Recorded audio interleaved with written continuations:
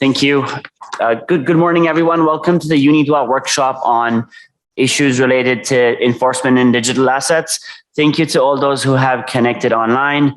And we apologize for the delay. We just finished with the 101st session of the UNIDROIT Governing Council. Before I hand over the floor to my Secretary General, I just remind those online of some of the rules of participating. We'd be very grateful if you raised your hand whenever you would like to speak. We welcome all messages in the chat, and we look forward to a very productive discussion based on 3 roundtables. So with that, I'll give the floor to my Secretary General, Professor Ignacio Tirado, for a welcoming address. Thanks. Thank you, everyone. Those online, those present, apologies for this slight delay, but we've just finished, as Hamza said, the Governing Council, and there is a slight friction in terms of timing. People are grabbing a coffee. Anyway, it's just 5 minutes. Thank you and welcome to this workshop on issues related to enforcement in digital assets. Very important side event to our Governing Council because it links together 2 of our ongoing projects, the one on digital assets and the one on enforcement. It is a matter on which we've been doing a lot of work, both in the working groups and intersessionally. We are hopeful that this will be a fruitful event for everyone. I have already spoken enough in the past 3 days, so I will just hand over the floor to the chair of the working group on enforcement and chair of this, co-chair of this session, Catherine Sabo. Thank you very much, Ignacio. So first of all, welcome to everyone online. I can see some of you, most of you, and I see your names, and I appreciate you joining, and particularly recognizing that for some of you, it's not a normal working hours. So we appreciate that, and thank you to those in the room who are attending this. It is I think it's an important event.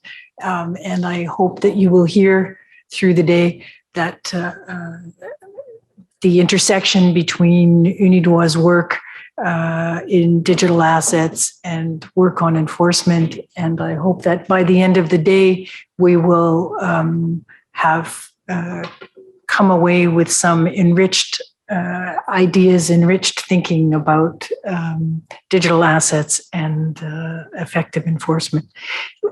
With that, I'm going to turn it over to my co-chair, Professor Kanda, who is going to introduce the Digital Assets Working Group. So, Professor Kanda, I'll give you the floor. Thank you very much, Catherine, and good afternoon, and welcome to this special workshop. I am very sorry for my participation today is by Zoom. And with that in mind, I'm very, very grateful to Catherine for chairing this session on behalf of both chairpersons of the working group. I'd like to spend some time perhaps and tell you what the Digital Assets Working Group has been doing. Our working group on digital assets was set up in 2020. The working group had 5 sessions so far. We also set up 4 subgroups and the drafting committee. We had many meetings of subgroups and the drafting committee. In addition, a steering committee was formed separately from the working group, and we received many invaluable comments from steering committee members. So I will briefly tell you the main points of our draft principles at this moment in time. I apologize, I'm repeating something what I said yesterday for the members of the Governing Council, and also the working group members are very familiar with what I'm going to say. There are other members or the members of the enforcement working group, so allow me to say something on our working group on digital assets. I begin with 3 general points. Number 1 is that we deal with private law issues, of course, regarding digital assets. In other words, we do not deal with public regulation. Number 2, our principles are not intended to cover all private law issues in a comprehensive way. Rather, our principles are intended to offer principles on core issues. The reason is that we believe those core issues are the legal issues on which people dispute, litigate, and go to court. And legal uncertainty remains and exists. We think our so-called minimalist approach would make sense in order to give states flexibility in preparing their own rules in this area. Number 3, how do we define the digital asset we are dealing with? Well, it's a difficult question. We define digital assets we deal with to be an electronic record, which can be subject to control. 2 keywords here are electronic record and control. As regards the notion of control, we define this notion of control in a principle in the factual sense, not as a legal concept. We think this is better to capture this area and provide for useful principles. We also use the notion of electronic record. This means that we do not limit our scope to crypto assets or systems using blockchain or distributed ledger technology. With this scope and definitions, our principles intend to cover 3 main situations: transfer, custody, and secure transactions. We offer general principles before going to the 3 distinct situations of transfer, custody, and secure transactions. Our general principles are twofold. First, our principle says that the digital assets can be the subject of proprietary right. We use the word proprietary right, not property right. And this is because the notion of property right varies from jurisdiction to jurisdiction, so using the notion of proprietary right is better. Proprietary right is wider than property right. So, for example, suppose that in some states, a stable coin represents a claim against the issuer, and such claim is characterized as a personal right rather than a property right. If such stable coin is subject to control as defined in our principle, then our principle are expected to apply. Second, the treatment of so-called linked digital assets. Well, digital assets can be classified into 2 basic categories. I think native digital assets and non-native digital assets. For example, Bitcoin and Ethereum are a native digital asset. In contrast, there are non-native digital assets. That is to say, the value of a digital asset is linked to the value of other assets. Examples are stable coins, non-fungible tokens, security tokens, and so forth. The basic legal rule, I think, should be something like the following. That is, the transfer of a non-native digital asset itself does not automatically lead to the transfer of the target asset or linked asset, unless certain exceptions apply. Those exceptions include the situation where the special legislation exists or a contract by the parties under the existing law creates such link legally. Similarly, the custody of a non-native digital asset itself does not automatically lead to the custody of the target asset or the linked asset, unless, again, certain exceptions apply. So our approach in our project and working group is that our principles do not offer principles concerning the legal nature of the link itself, if it is a legal issue. Also, our principles do not offer principles concerning the legal effect on the linked asset or target asset, when, for example, the digital asset itself is transferred. Those issues are delegated to each state law. We also offer a principle of PIL, private international law, but I have to skip this because of the time constraint. So now the first situation we cover is transfer. Our principle is as follows. If person A transfers its digital asset to person B, then person A loses control and person B obtains control, and no one else has control of such digital asset. Legally, this means that assuming that the person A has a proprietary right, person A transfers its proprietary right to person B. I said assuming that person A has a proprietary right. This is because if a hacker for example, gets control, this hacker does not have a property right.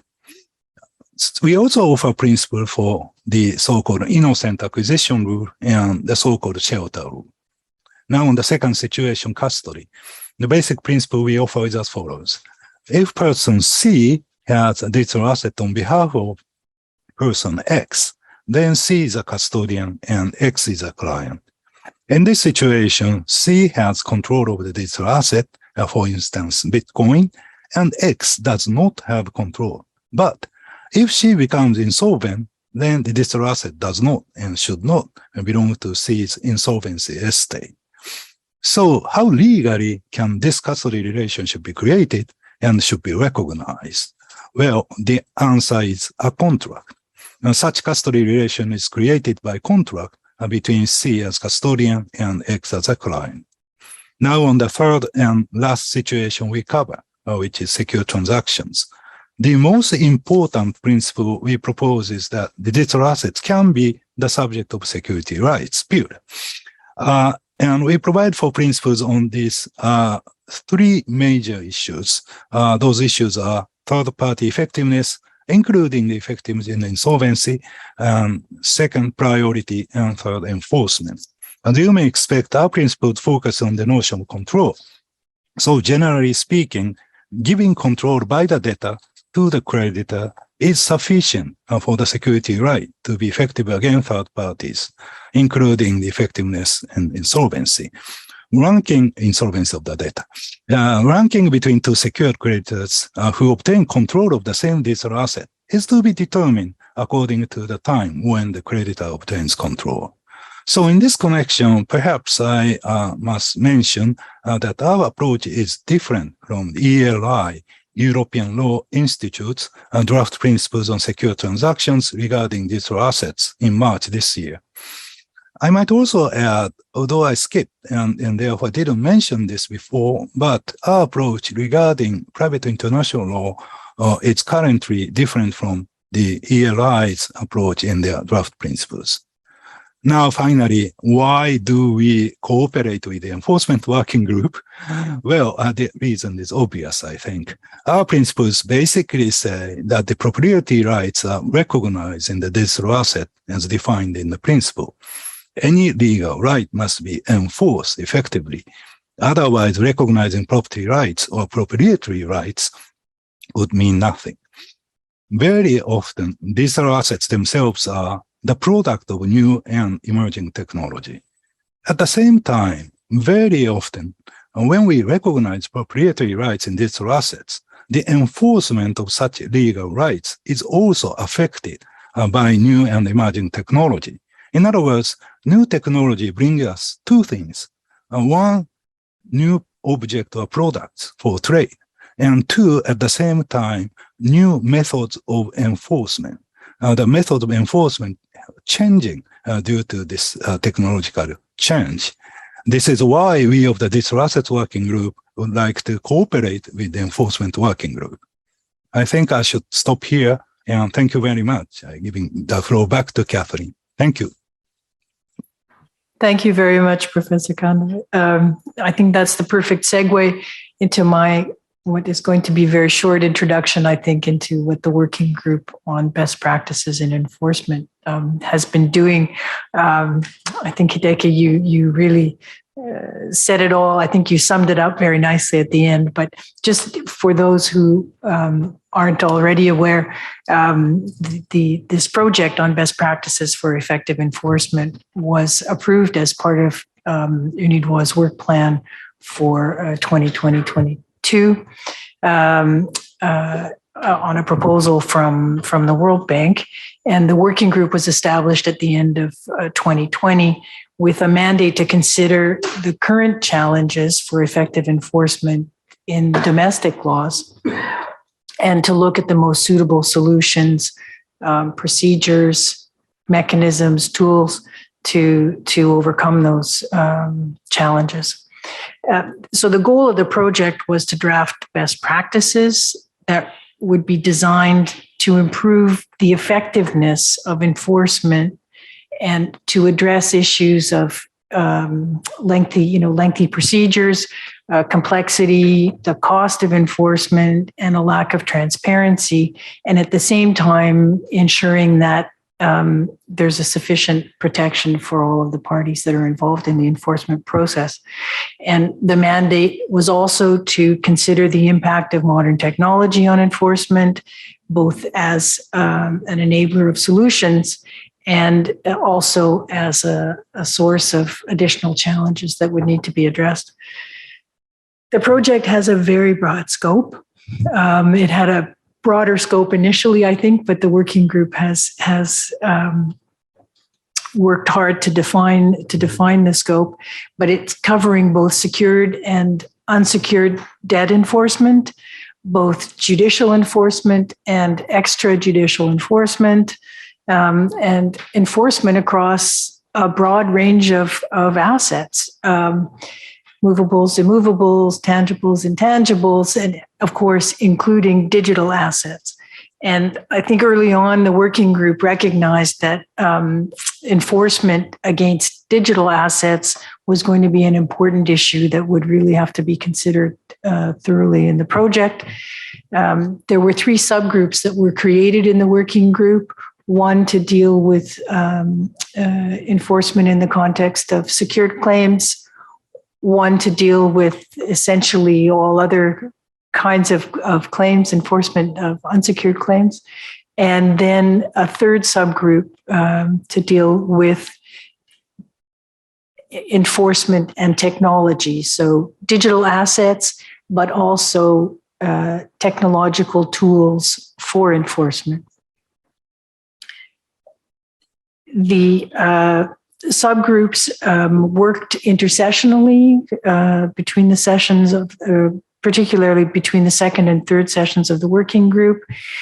And in the working group itself, we recognized that early on, some of the discussions had to be postponed so that we could do or receive some more practical research, particularly with regard to examples, cases, and judicial decisions from various jurisdictions.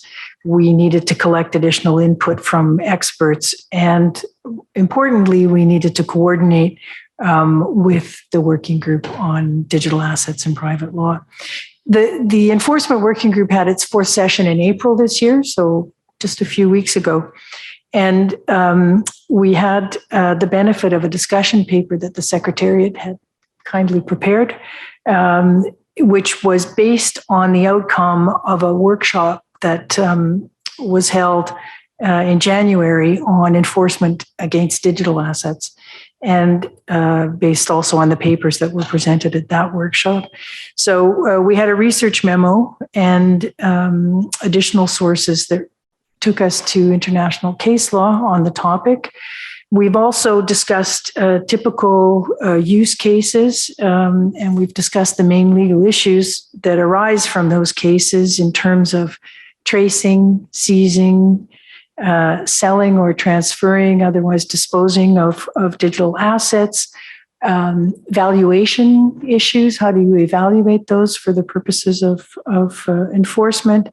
And we also have talked about the need for combining different enforcement mechanisms in rem, in personam, and thinking about how we adapt these enforcement procedures to the very particular characteristics of certain types of digital assets. Cryptocurrencies, of course, is a good example of that. So I think, the 2 working groups have different objectives, but in many respects, this coordination between the two working groups is really crucial. Certainly from the perspective of the enforcement working group. With that, I'm going to stop. I'm trying to keep us on time. And I just very much look forward to the panels and the discussions. And I think it's going to be a very fruitful collaboration. So with that, I'll close on my presentation. And I think we can turn to the roundtable, the first roundtable, which deals with remedies. And Carla, perhaps I could invite you to, is there room up here? Yeah, we have a spot up here for you. And so this first roundtable will be chaired by Carla Reyes, who is Assistant Professor of Law at Southern Methodist University's Dedman School of Law. And we have online 3 participants. Hin Liu, who is from St. Hugh's College at Oxford, and a legal and business consultant at Fusang, and Jason Allen, Senior Research Fellow at the Humboldt University of Berlin, and Andrew Hinks, I apologize if I'm mispronouncing your name, who is a partner at K&L Gates and an associate professor at the Leonard and Stern School of Business. So Carla, I'll turn it over to you, and you have just a couple of minutes short of an hour. Perfect. Thank you. Bear with me as I'm actually going to start a timer to keep us on track here.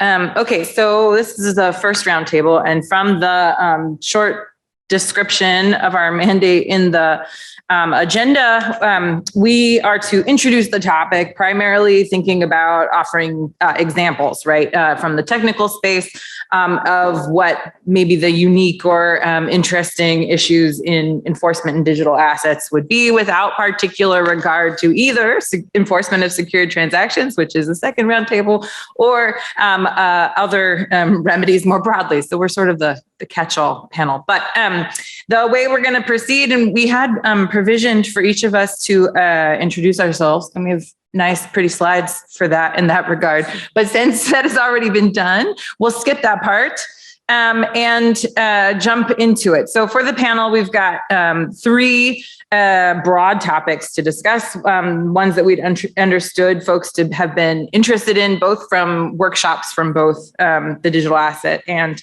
the effective enforcement groups, of which I'm a part of both. And those 3 topics are broadly methods of tracing digital assets. So like, what kind of information do you need to be able to track digital assets and where they go, if there is a need to do so that you can recover them. Methods of freezing and recovering digital assets.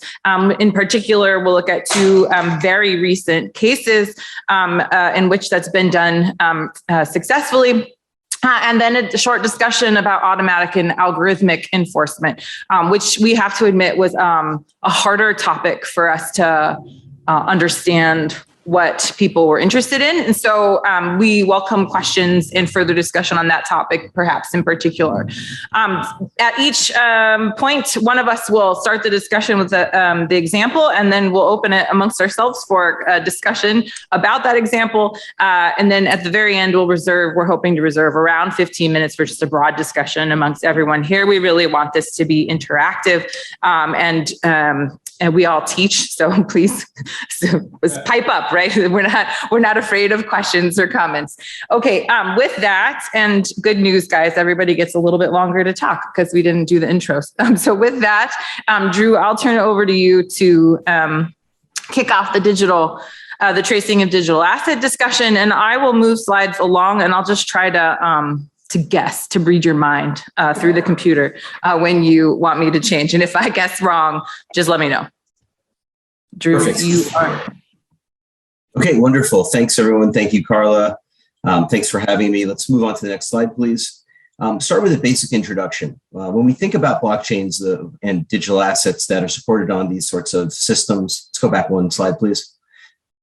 We usually think about early marketing narratives, which suggest that these systems are solely used for nefarious purposes and that they are anonymous, and thus this optimal tool for doers of bad things to transact in ways that otherwise would not be available using conventional systems. And of course, that is not the case. As law enforcement, private parties, and compliance professionals have learned, these systems actually create new and interesting forensic information. That forensic information is uniquely public. In the traditional financial world, transactional information about parties and their transactions are generally kept by regulated entities who have privacy obligations and who, and for many reasons, find that information to be extremely valuable and guard it jealously. With these sorts of systems, what we find is the opposite.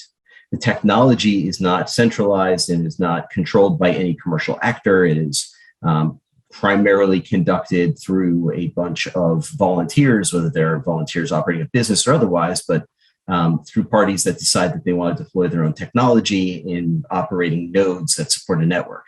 Those nodes create public data that circulates on the internet, and as a result, many of the systems display that information on websites that create graphical interfaces that allow parties to see the transactions as they happen in real time and as they are confirmed by the network in real time. Those websites and the service providers, or those websites and that data displayed, are called blockchain explorers. Blockchain explorers do not necessarily say that Drew sent to Carla a certain amount of value. What they will do is they will display information that says that a public key, excuse me, that a public key transacts information from a specific sender address to a specific recipient address. It will say the type of supported asset. It will say the time and the date that the transaction is confirmed. Oftentimes there's other information. So the data will demonstrate that an asset moved from the control of one actor to another actor. It does not demonstrate real life identity. It does not say Drew to Carla. The other thing to think about is that it does not indicate if any consideration or value flowed in the opposite direction between the parties. There may be demonstration of 1/10 of a Bitcoin going from Drew to Carla, but it does not say whether Carla washed my car or gave me a nice piece of luggage or anything else as far as the consideration flowing in the other direction. So when we think about this data, the key thing to understand is that you can only see transfer of one thing, not why and not for what any transfer occurs. This information is interesting, and it's probably something that's great for data processing, but it isn't super helpful if a party seeks to identify where certain assets have flowed for the purposes of recovering or executing on a judgment or something similar. There's this database that says all these transactions have occurred, but it does not say why it occurred, whether the transaction is the fruit of some sort of illegal activity or a theft or a hack or anything else. There are service providers who have sought to create data sets that correlate public key addresses, which is the address from which a digital asset is sent, to which a digital asset is sent, with information that can allow that service provider to correlate that information to real life identity. So these service providers have used pattern recognition to look for clues as to the real life persons behind these addresses. They can use that information to attribute transfers to identifiable parties. This is key for compliance purposes, for law enforcement efforts, and obviously important for private claimants as well. Although some of these crypto systems, although most of these networks do allow parties to generate multiple public keys to be controlled by the same private key, not all users do this. And the result is that correlative data can be easily used to identify parties based on their usage patterns and who they transact with regularly. Repeated transactions with the same wallets can allow analysts to figure out whose data is being used and whether certain addresses can be clustered together, meaning there's a specific service provider, for instance, who uses the same addresses to engage in certain types of transactions, as is typical for things like custodial exchanges. As a result, service providers can essentially create maps of addresses among known users, although most of the service providers that are providing these services limit their data collection to that of entities and not to individuals. These service providers get their data in a couple different ways. They can buy their data. They can provide compliance tools to regulated intermediaries and in exchange enter into data sharing agreements. They can operate nodes, which means that they actually will be participating in the confirmation on the network and collect information, including IP addresses that way. And some of these service providers actually will operate their own blockchain explorers and collect correlative information between users who go onto a blockchain explorer and try to figure out who from what IP address is looking up which network addresses. Obviously, this implicates some pretty significant privacy concerns, and that's another issue for another day. Some forensic service providers have also used honeypots or decoy targets that try to trick users into going to locations on a blockchain with the promise of some sort of payment. This practice is somewhat controversial and has been essentially disavowed by these providers. Finally, the providers have gotten very sophisticated and have implemented their tools against multiple different chains, including chains that allow for parties to transact directly one type of asset for another type of asset. Finally, we should talk about mixers and tumblers. These are service providers or software packages that allow multiple transacting parties to opt into batching their transactions together in a way that is intended to obfuscate who the direct sender and recipient is. So there are technology tools out there that make this, that make tracing and identifying of users of these systems and products easier and more complicated. And this is the typical cat and mouse game that you would expect among technology providers and technology creators. Generally, technology creators are always slightly ahead, but the service providers stay sort of close afoot. Carla, is this a nice time to pause for comments from any folks on the panel? That would be great. I'm going to actually start us off. So you said that the service providers who are often acting as nodes and trying to collect information in order to tie like actual identities to transactions suggest some privacy concerns, you said, but that's a topic for another day. I actually want to pick up on that because I think there's a big myth, right? That these are untraceable transactions. You're never going to be able to find the digital assets once they've been moved in an unauthorized fashion. But really, right, I was at a conference, I think 2 weeks ago or so, where one of the panelists said, if you understand blockchain and if you understand how the transactions can be correlated with other signals of your activity online, then you realize in blockchain, there's really no privacy. You can figure out what transaction happened between who, and unless you're very careful, it's really not all that hard, right?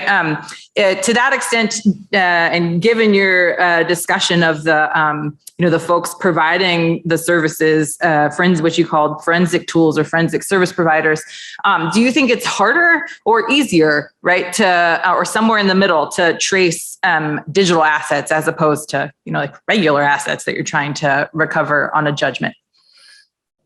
Wonderful question. The data set created by blockchain transactions is so novel compared to traditional financial transactions. It's not siloed within one particular company. It is public for everyone to see, and the technology providers and service providers are making tremendous advances in the technology. Because this data set is so public, according to those forensic service providers, they have noted that there's very little in the way of illicit activity actually occurring on these systems. I think Chainalysis indicated it's less than 0.5% of all transactions can be identified with any illicit purpose. And that's because the tools are so good. And it's because law enforcement has become so adept at tracing and using these assets.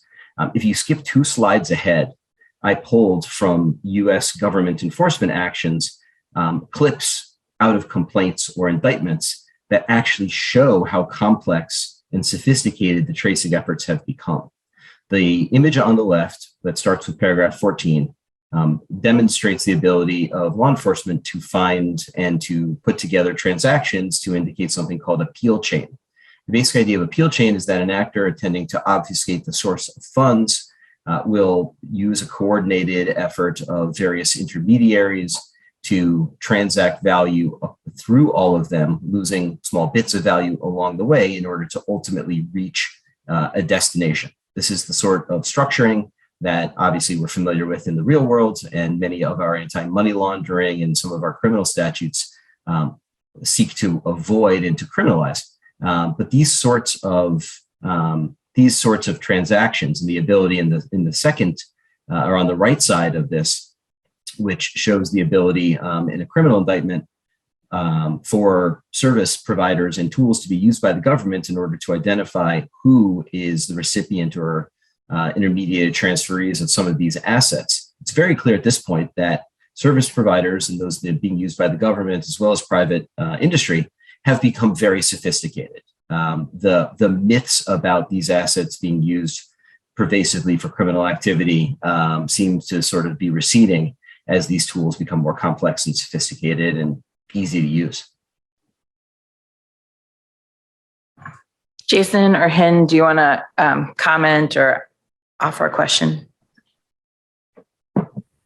Well, I think I just have one small sort of interesting point that was raised in the presentation about honeypots. So I was just thinking about the fact that in a honeypot, basically there are two stages. So there's the first hacker who's actually the victim, who tries to hack the account and get something out of it, when actually the trap's laid by the second person. So I was just thinking about, if the first person wants to recover money or recover the stolen funds, that might be met by something like an illegality defense. And that might be an obstacle to enforcement, because a court might be less willing to cooperate with, say, players in the industry for the victim who's actually a hacker to get the funds back. So I was just wondering whether there's any impact on that.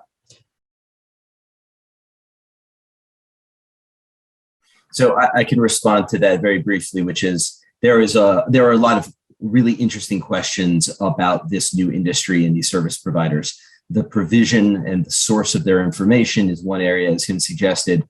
Their data collection practices at some point may be challenged. And actually on the slide immediately prior to this one, we do bring up the prospect of the fact that this data collection is all inherently based upon legacy information. These forensic service providers collect information based upon prior use, or actually it's one before, apologies, one slide before. The tracing is probabilistic in the sense that it is based upon correlative information and based upon information of how addresses have been used in the past. There is still that sort of necessary evidence that suggests that the address was used at the time of the transaction at issue by the human or by the identifiable entity at issue. So Hin's point is a really good one. This information is based upon historical information, but any person at any time can get the information necessary to control the digital asset wallet. And so the question of whether Hin used the wallet at the time versus Hin used to use the wallet in the past is one that is of evidentiary concern. To my knowledge, there has not been a challenge in court against any of these forensic service providers, but this I don't think is necessarily something that is unique to crypto. I believe that in all forensic type of tracing analyses, you're starting with historical information as the basis of your data set. One distinction that's interesting is the idea of KYT versus KYC. When we're using correlative information, such as the types that I described in the at the beginning of the presentation, we are looking at known addresses previously having been used by entities, and we are attempting to understand who we believe engaged in the transaction. That's know your transaction. This is different than know your customer, or sometimes called CIP obligations, which require regulated entities to collect personal information so that they can figure out who the person is that's engaged in the transaction. Ideally, for a regulated entity that has robust CIP obligations, you kind of need to do both of these. So this is a new problem created by this technology and a new opportunity that these forensic service providers have seized upon to create useful information and services. Okay. And you want to pause for comment here, or should we move on to the next slide, Carla? I think we move on. You've got 3 minutes left. Okay. Obviously, courts are best suited and most comfortable acting against legally identifiable actors. Incorporated and regulated entities generally have to provide information that allows courts to identify who represents them, who can be charged with obligations under orders or judgments to comply. And so a court order telling a regulated entity that they need to turn over assets, fairly simple. It's not much different than in any other industry or technology type. However, individuals or unincorporated entities or unknown entities create significant challenges as far as court jurisdiction, as well as the ability to actually effectively implement an order. Zooming out beyond legally addressable entities or persons is the idea that smart contracts are technologies that can exercise control of digital assets. Smart contracts are generally designed to be unmodifiable once they are implemented, which means that once a smart contract takes control of a digital asset, there may not be any way to change it, to stop it, or to coerce it to do anything beyond what its code will allow. The result may be that if a digital asset is controlled by a smart contract, remedies may be limited to ex ante and ex post only. You may not be able to interrupt the smart contract in order to coerce it or compel it to do something with an asset within its control, no matter how well your order is written. This may in turn limit the ability to use intermediary remedies like injunctive relief. Hey, Drew, in clarifying question, is that always true? Or is it not true that increasingly, at least in the United States, states are starting to require that certain smart contracts be upgradable? I'm not familiar with that, but if you are, I would love to hear about it. Okay, I am, in fact. But is it always true that they're not possible to be upgraded like regular software? No, or just software can be upgraded. However, these smart contracts may be designed so that they are not upgradable. It's obviously an interesting rabbit trail to go down with Carla on that point. Ultimately, all these assets and systems rely upon private key cryptography as access credentials. The private key, as opposed to the public key that's used to create the address, the private key is the credential that allows somebody to spend their asset or transact it to a third party. If a party claims that they have lost their private key, they may be able to make an impossibility argument in light of an order requiring them to do something. And in that point, it's very difficult to determine whether someone has actually lost a private key, because a private key ultimately is information. If I tell you that I forgot something, it's pretty difficult from an evidentiary standpoint to argue with me that, no, I actually remember. And we have instructive case law in the United States that talks about instances in which parties have claimed that they don't have access to things, and courts have generally looked at contempt as a way of attempting to coerce a party to remember. And obviously, contempt is a remedy that is implemented in different ways in different legal systems, but there are limits to the effectiveness of contempt. And so when parties make a claim that they have lost the ability to control their assets, there will be some very novel and interesting evidentiary issues here. Final point before I hand this back over to Carla and the rest of the panelists is that when there is regulation of intermediaries, it generally requires that data be collected and reported in certain instances. And this obviously makes it significantly easier for courts to reach at these entities that may control or may have information about assets. So although regulation should be done thoughtfully, it is helpful in this instance. Excellent, and right on time. So thanks very much, Drew. And as you have questions, write them down and we'll come to them at the end. We're going to move on. So taking what Drew told us about tracing digital assets, we're going to look at a case in particular where tracing was successful and orders have been issued to freeze and preserve the assets that were traced to specific wallets. So and I should say there's a very exciting update just this week about this particular case that I'm dying to tell you about. But okay, so the background of the case is the LCX exchange, their hot wallets were hacked to the tune of 7.9, almost $8 million worth of cryptocurrency was stolen from their hot wallets in January of 2020. For those of you not familiar with the terminology, right, you can store your crypto in a variety of ways. One is super cold storage, like literally in a vault in your wall, right, on a paper wallet, or cold storage by you could be an unconnected drive holding your non-internet connected drive holding your crypto. And there's like medium storage where it's just harder to get to it. And we might call it a warm wallet. I feel like that terminology has died since I've started working in this space. And then you have the hot wallet, which is, it's always accessible. So when you think about crypto in your hot wallet, like think about it as the currency in your wallet, in your pocket, right? That anybody could like reach into, pull out and use, and like that stinks for you, right? So it's not always recommended. And if you've heard us talk about this before, it's highly not recommended to hold lots and lots of money in hot wallets. And at least if you're going to, because you have to provide your services, as in the case of an exchange, that you take extra precautions. But at any rate, an exploit caused a hacker to steal almost $8 million worth from LCX. And since that time, the hackers used a crypto mixer of the kind that Drew told you about to try and jumble up the transactions so that you folks, not us, but folks trying to trace the transactions couldn't tell where the stolen money went. So in particular, in this case, they used the Tornado Cash crypto mixer to try and launder the stolen assets. And yet the LCX team used a forensic service provider of the kind that Drew discussed. For those of you who are worried perhaps, or as has been raised in prior work groups, that maybe that kind of service is only possible in certain jurisdictions because of certain lack of privacy laws.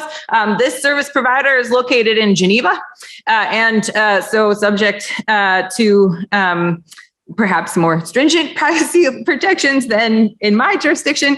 But they were able to have their team trace successfully, as they say, now have frozen successfully 60% of, as of June 7th, so just a couple days ago, 60% of the stolen cryptocurrency. They did that, as you'll see, in a variety of ways, one of which involved collaboration with law enforcement and public prosecutors in Liechtenstein, Ireland, Spain, and the United States. How did they do it? My understanding, frankly, of the process has evolved since I started drafting these slides. But the first was that they obtained an order in the they obtained an order in Europe to have Coinbase Europe freeze a wallet address that they had traced stolen assets to. So the Coinbase wallet address belongs to a fully verified individual because it's Coinbase, and to have a wallet there, you have to go through full KYC requirements. And the legal team worked with the police and prosecutors in Ireland and Liechtenstein to force or to order Coinbase to freeze those funds, and Coinbase did so. For those of you who do not know what Coinbase is, sorry, I'm just short on time. So for those of you who do not know what Coinbase is, it's a centralized exchange where, like a crypto bank, basically, where you can they will hold your crypto for you. That is, in fact, what they are doing. You can trade assets with others on a, quote, peer-to-peer basis, but really they're acting as an intermediary in between you, and your transactions don't always settle to the underlying blockchain immediately. So in other words, they're one of the centralized institutions that Drew was discussing that you could go to request, just like you would go to a bank to request to freeze an account. You ask Coinbase to freeze a wallet, and they did. And so in this case, it was 500 Ether worth of cryptocurrency that had been transferred into Ether from the stolen LCX crypto and deposited in Coinbase, was frozen at Coinbase. Then there was an order, and it turns out, despite my initial investigation, turns out it was one single order rather than two from a New York court, the New York Supreme Court, to do three things. One, order generally that the defendants in the case preserve and not further use, process, dispose of, transact in, etc., the stolen funds located at a specific wallet address. Second, it was to order certain of the stolen LCX funds that had been converted into USDC, which is a cryptocurrency issued by a Circle Financial Services, and an underlying operates on a blockchain operated by an operator. So it's, again, a centralized party involved in the mix, Center Consortium.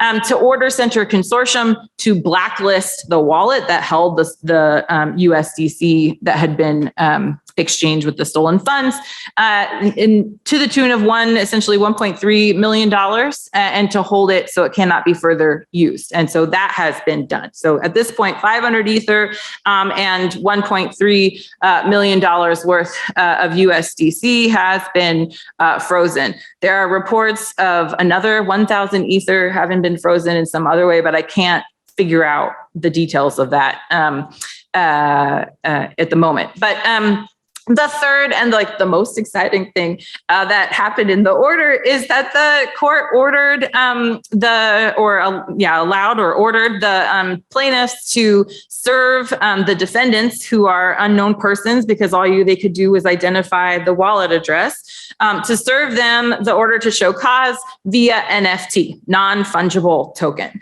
So they airdropped the NFT to the wallet address, and the requirements were additionally that connected with the NFT, there would be a hyperlink, a service hyperlink, that if the defendants clicked on it, would take them to a web page that listed the order, it contained hyperlinks to the order and all the underlying documents that supported the granting of the order. And then further, they were required to include some kind of mechanism in the link that would evidence that the link had been clicked on, in fact, or when it had been clicked on, in fact, right? The link to the web page that was set up as part of the link in the NFT is the one listed on the slides there at the bottom. For those of you maybe who don't have a MetaMask wallet, have never had an NFT dropped to your wallet, this is what it would look like, right? So, this is a just basic MetaMask account with a little bit of Ether in it. And you see on the one hand, it says tokens, right? So you can hold a whole bunch of tokens in the same wallet. And then if you were to click on that, right next to it where it says NFTs, you would get this screen. And this account, my account I don't own any NFTs, I'm going to be honest, okay? And I haven't had any airdrop to me, no NFT service to me, okay? But that's where you would find your NFTs listed if you indeed had them. And if you were to receive an airdropped service NFT, it would look like that. And so the idea is you would access your wallet on a normal basis. You'd go to look at your NFTs and you'd notice a new one kind of appeared there out of thin air, right? And you'd be like, what is that? And then you would click on the link that was included where you see the HK service, HK for Holland and Knight, because that's the law firm. And it would take you to the webpage that has all the documents. The question is very innovative and really exciting, right? Okay, but the question that has come up, and I pose it to my fellow panelists, is if this was your wallet, would you click on that thing? So is it likely that if you were a hacker, right, and you'd stolen this stuff, are you likely to click on some random link that shows up in your wallet? And so this is a question to the other panelists, if you would click on it, and if they don't click on it, what do you think the effect on service is? And recognizing this is all very hypothetical at the moment, because this is the first time this has ever been done ever, which is super cool. But that's the question, if anyone has thoughts on it. I think something similar must have happened when service by email first became established, right? And I think an NFT is quite a nifty, no pun intended, but an NFT is, I totally fell into that one. An NFT is quite a nifty way of actually packaging a little legal missive like this. Whether if I was a hacker, I would click on it, especially if it said you've been served. That's another question, but I like this. This is amazing. Hen, Jason, or Drew, any other thoughts?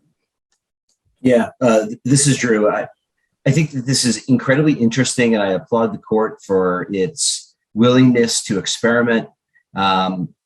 Users of crypto assets are very leery of technology that can be used to take advantage of flaws in protocols. Most complicated or sophisticated users are not going to start clicking willy-nilly on random assets that show up in their wallets. There are lots of reports of phishing schemes, man-in-the-middle schemes, and technology schemes that have attempted to get users to authorize certain transactions that say they're going to do something, but really end up authorizing transactions of their assets out of their control and into the control of others. That being said, anybody who receives this NFT and looks at it sees that it's something called HK service. If they do a little bit of Googling, they'll figure out that they've been served with something. Whether they click on it and create the forensic trail that's necessary for them to evidence to the court that they were properly served or not, for my dollar, I would guess that they never do that. if they're sophisticated and leery of this. The fact that this was published broadly in the trade press also indicates that they probably know about it and they're unlikely to click on it. That being said, I think that there's probably an opportunity here, and interesting to see how courts look at this in the future. Great. Okay. So in summary, three things happened, right? They froze assets that aren't technically on chain. They're held by Coinbase. And so it looks like they're in a Coinbase wallet essentially, but they're stuck at Coinbase. They froze assets on a chain, and they were able to do that because that chain was operated by a centralized entity. And then third, they did this really cool service thing to an unknown person that they only know via a wallet address, right? In order to get them the information. Okay. And that brings us, because we are, I should show this before I give the floor to Jason to discuss another case, because we are super short on time for what we wanted to cover. This is the service NFT, like what it would look like if you were to go to a block explorer, the kind of service provider that Drew was talking about earlier. If you went and wanted the information on the transaction that sent it, this is where you would go, and what the information you would be provided on Etherscan, which is a block explorer.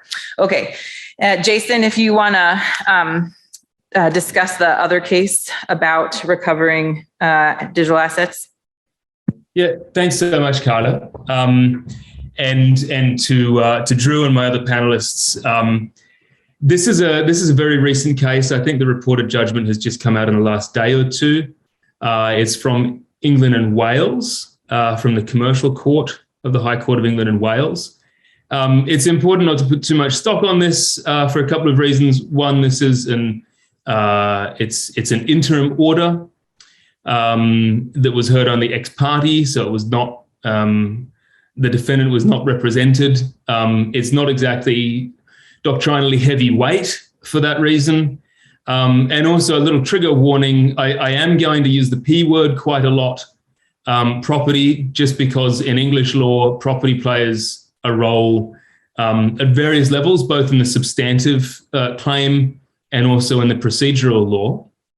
But I think this is a very nice example. It's a little 9-page reported judgment. It deals with an NFT, so with a non-fungible token representing a piece of digital art, actually with 2 NFTs representing digital art. And I think it illustrates within the context of English law, and again, a disclaimer, I'm not advocating that this approach is necessarily reflective either of the principles or of the best practices that our 2 working groups ought to be promulgating at the international legal harmonization level. But it does illustrate in a practical setting some of the issues that we're talking about today, and I think provides some very useful context. So the background was a phishing attack. So basically the situation that we've just talked about, where an NFT, a token, appears in my MetaMask wallet, and I click on it, and I get stung. So there was a phishing attack which led to these 2 NFTs of digital art being transferred to 2 wallets, presumably controlled by fraudsters. And those wallets were on a platform called OpenSea, which is one of the larger NFT sort of minting or creation and trading platforms. It's based in New York. Its terms, I think, are governed by New York law. And the claimant was in England and Wales. So it's interesting for a number of reasons. And the first is that the court was willing to make some orders to preserve these as assets. And it granted injunctions both against the persons unknown, who we presume to be fraudsters, and the court had no idea where they were located, where in the world. And it also granted some orders against the platform OpenSea, or rather against Ozone, which was the company that trades as OpenSea. And the effect of this was to freeze these NFTs on the wallets that OpenSea had to use its powers as a centralized intermediary to prevent any further dealings and prevent these assets from moving out of those 2 wallets. Now, for the purposes of English law, this is quite important. It did accept that the NFTs were to be treated as property as a matter of English law.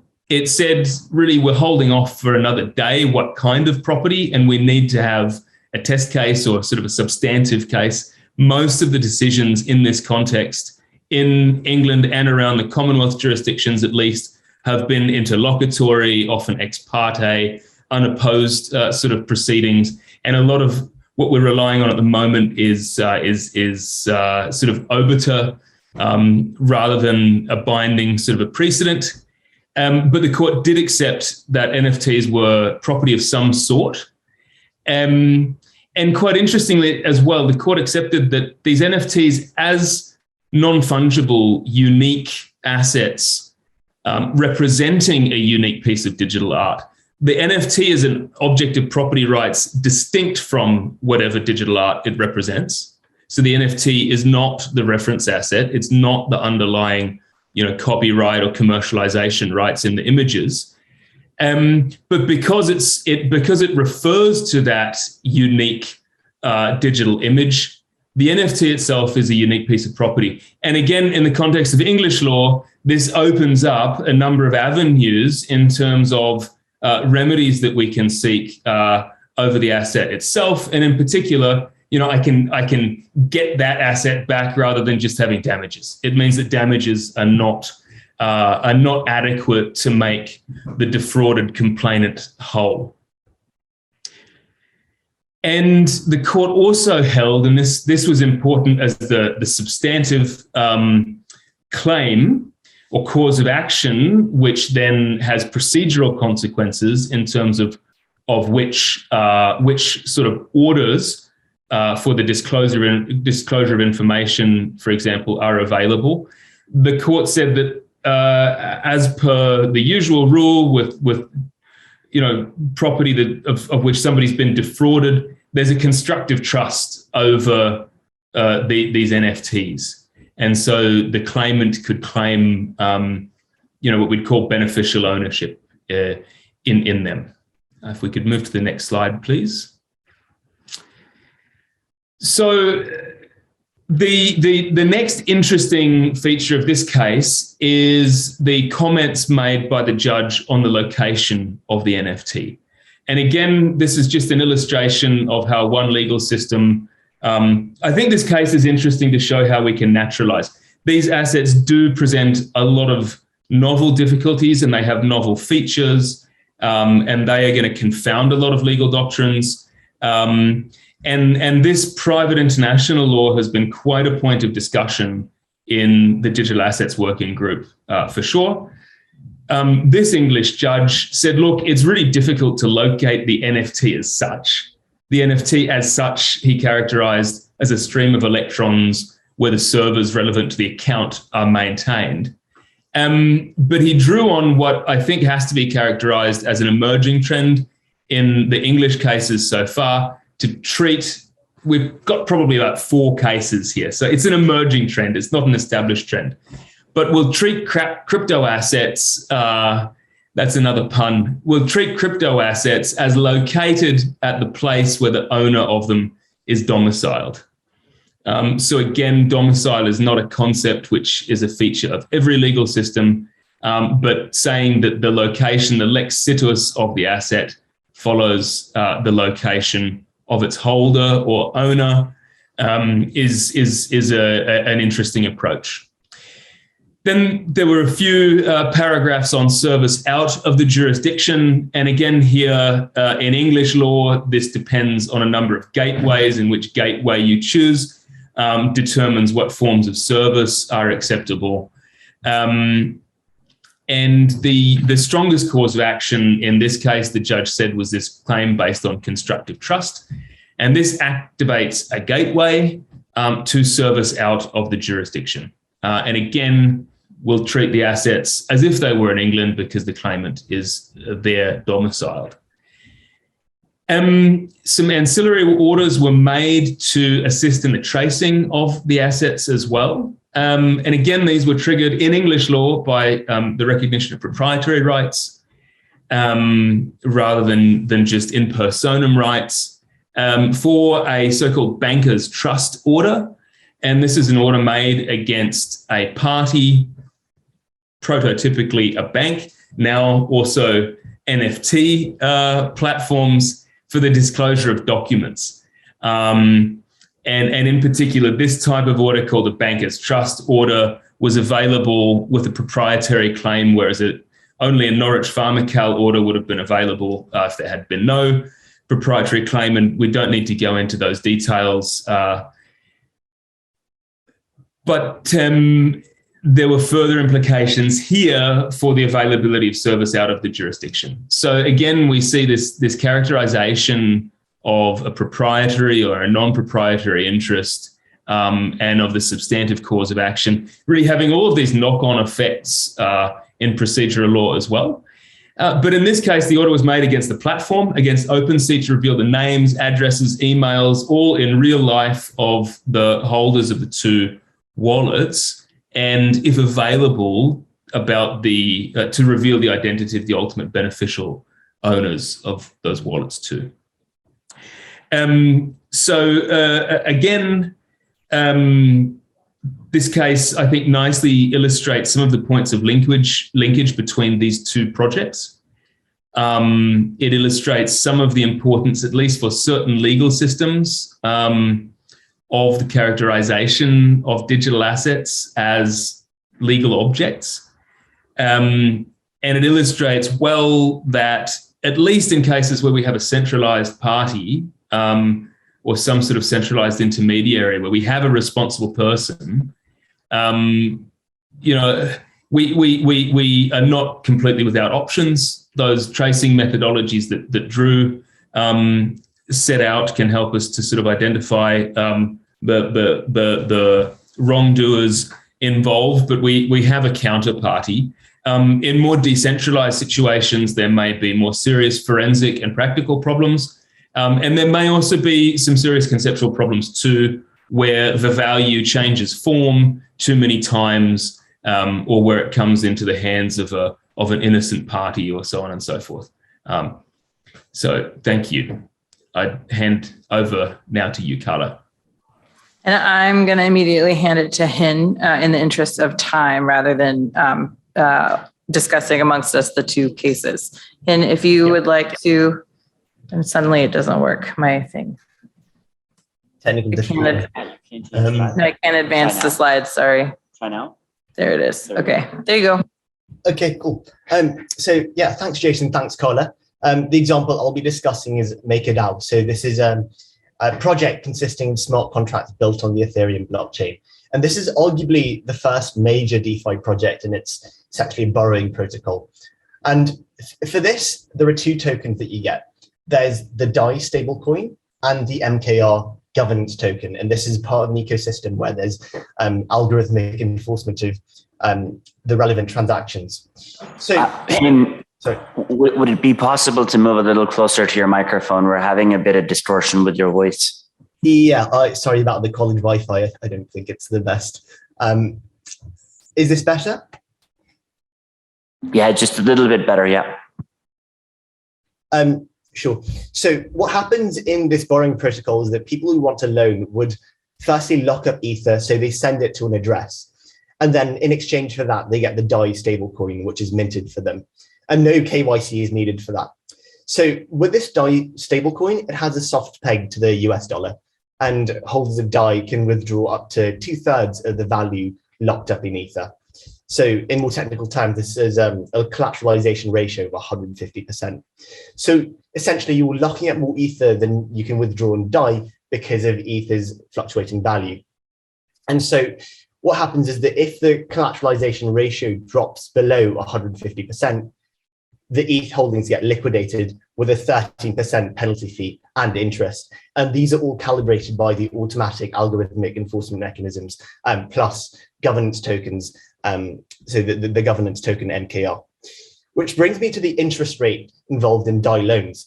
So with DAI loans, the interest rate is called the stability fee.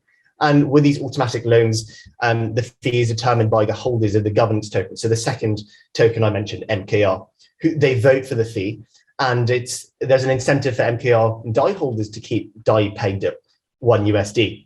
So for example, if there's an oversupply of DAI, the price drops below $1, the MKR holders vote to increase the stability fee to try and bring the price up by taking tokens out of circulation, because it incentivizes DAI holders to pay back their debt, or at least part of their debt in DAI and interest in MKR because of the higher interest rates. And this decreased supply again drives up the price back to $1 USD. And all this is done by algorithms. So the breakthrough of DAI consists in basically three things. One, you can very quickly get a loan backed by a currency that's collateralized by a different currency at unthinkable speed for a traditional bank. Second, interest rate governance is democratized in that it's distributed amongst the holders of MKR. And third, all these things are done by algorithms. So with such new features and a disruption of the traditional financial space, at least, this is a good example of how this trend may continue in the future. This brings me to the question of judicial remedies and enforcement. So first things first, enforcement of collateral and liquidation in DAI is automatic as opposed to manual, in contrast with traditional systems of clearing and settlement, for example, in banks. And that's faster and more efficient, but that's only one side of the coin. And there are new problems that arise when we consider interim remedies in the algorithmic digital asset context, as Jason just mentioned. And I think the key question here is, how do we reconcile these new features in relation to algorithmically locked assets and algorithmic liquidations with a system of, with a traditional system of interim remedies designed for things like physical goods and bank debts? And what a general example would be if we want to freeze a wallet that contains an algorithmic stablecoin. And this raises the more conceptual point about the differences between physical asset enforcement and digital asset enforcement. And I think certain assumptions that apply to enforcement in relation to physical assets often break down when we talk about digital assets with algorithmically locked assets. For example, with physical assets, they all exist in a defined location that people can access. So this mouse exists in my room and people can access it, even if it's by brute force. You can have bailiffs, etc. But for digital assets that are algorithmically locked, they don't really have a physical anchor. You can't really access them and take them out. You can potentially destroy the asset by destroying the nodes that constitute the asset, the computers and the infrastructure, etc. But there's no way of pulling the asset out in cases where the smart contract programs the asset to be locked and there's nothing in the code that can allow that asset to be retrieved. So I think the key issue to consider when designing enforcement laws for digital assets is to see which parts of the enforcement regime for physical assets can be replicated and which parts can't. And there are particular differences, for example, in the Norwich pharmacal jurisdiction in English law, which is, as Jason mentioned, an order against the third party to disclose information to the claimant. So in civil fraud, an NPO is usually sought against the bank, which will give information, for example, about the account holder, which will allow the claimant to identify the fraudster and then ascertain whether there are any funds in the account, whether they've been drained, etc. And for freezing orders, most wealth is being held at banks. So in relative terms, it's quite easy to freeze the majority of a person's net worth. You just tell the bank to freeze the account. And then because it's a centralized intermediary, it's regulated, that can be done. Now, if we compare this to digital assets, we may be able to have a freezing order or a Norwich pharmacal order or its equivalent, as Carla mentioned, against the issuer of the token. But what if the algorithm or the protocol is designed in a way that the assets can't be frozen unilaterally by the issuer, or as in most cases, the issuer doesn't have any personal information about each wallet holder, there are no KYC checks, how can there be a Norwich pharmacal order? Well, there might be measures that we can take, as Drew said, about different sorts of information gathering tools, but this obviously depends on the individual situation, and we don't have the same certainty that we do for physical assets in relation to this. And these practical methods of enforcement may seem to run out as compared to how we enforce a judgment in respect of physical assets or bank debts. So I think solving this problem may actually require ex-ante regulation so that we're not put in this position where the practical remedies run out, which would in turn require a certain degree of international cooperation. And so we can see that this issue is much more difficult in the digital asset context as well as compared to in the non-digital asset context, because either a physical asset exists somewhere in space, or in the case of a bank debt, we can locate the bank and order it to disclose information or freeze assets. But the very nature of how certain digital assets are designed is such that unique issues and enforcement arise specifically in this context. And I think we can also extend this reasoning to what Drew and Carla mentioned earlier, when talk about the service of writs, for example, subpoenas, where is it necessary to click on a certain button for that to be a valid service? And I think the solution to that would be to compare that to traditional methods of service by post or by email, and then determine what kinds of policy issues are similar and different. So, for example, in service by post, if the general expectation is that you'd check your mailbox anyway and you'd open whatever letter there is, the expectation is that you would read it. And so there might be a deeming presumption that in certain jurisdictions, if it arrives at your letterbox, there is a deemed service because the expectation is that you would read the letter.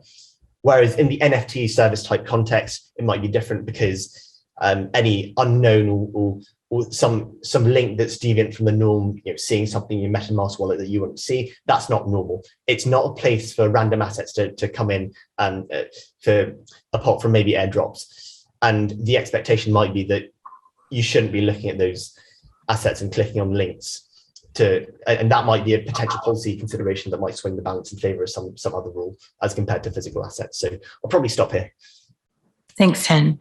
So at this time, we'll open the floor to questions, recognizing that we started late. We'll still have extra time, regardless of the 12:30 end time. So we'll retain our 10-minute plan for questions and comments. Floor is open.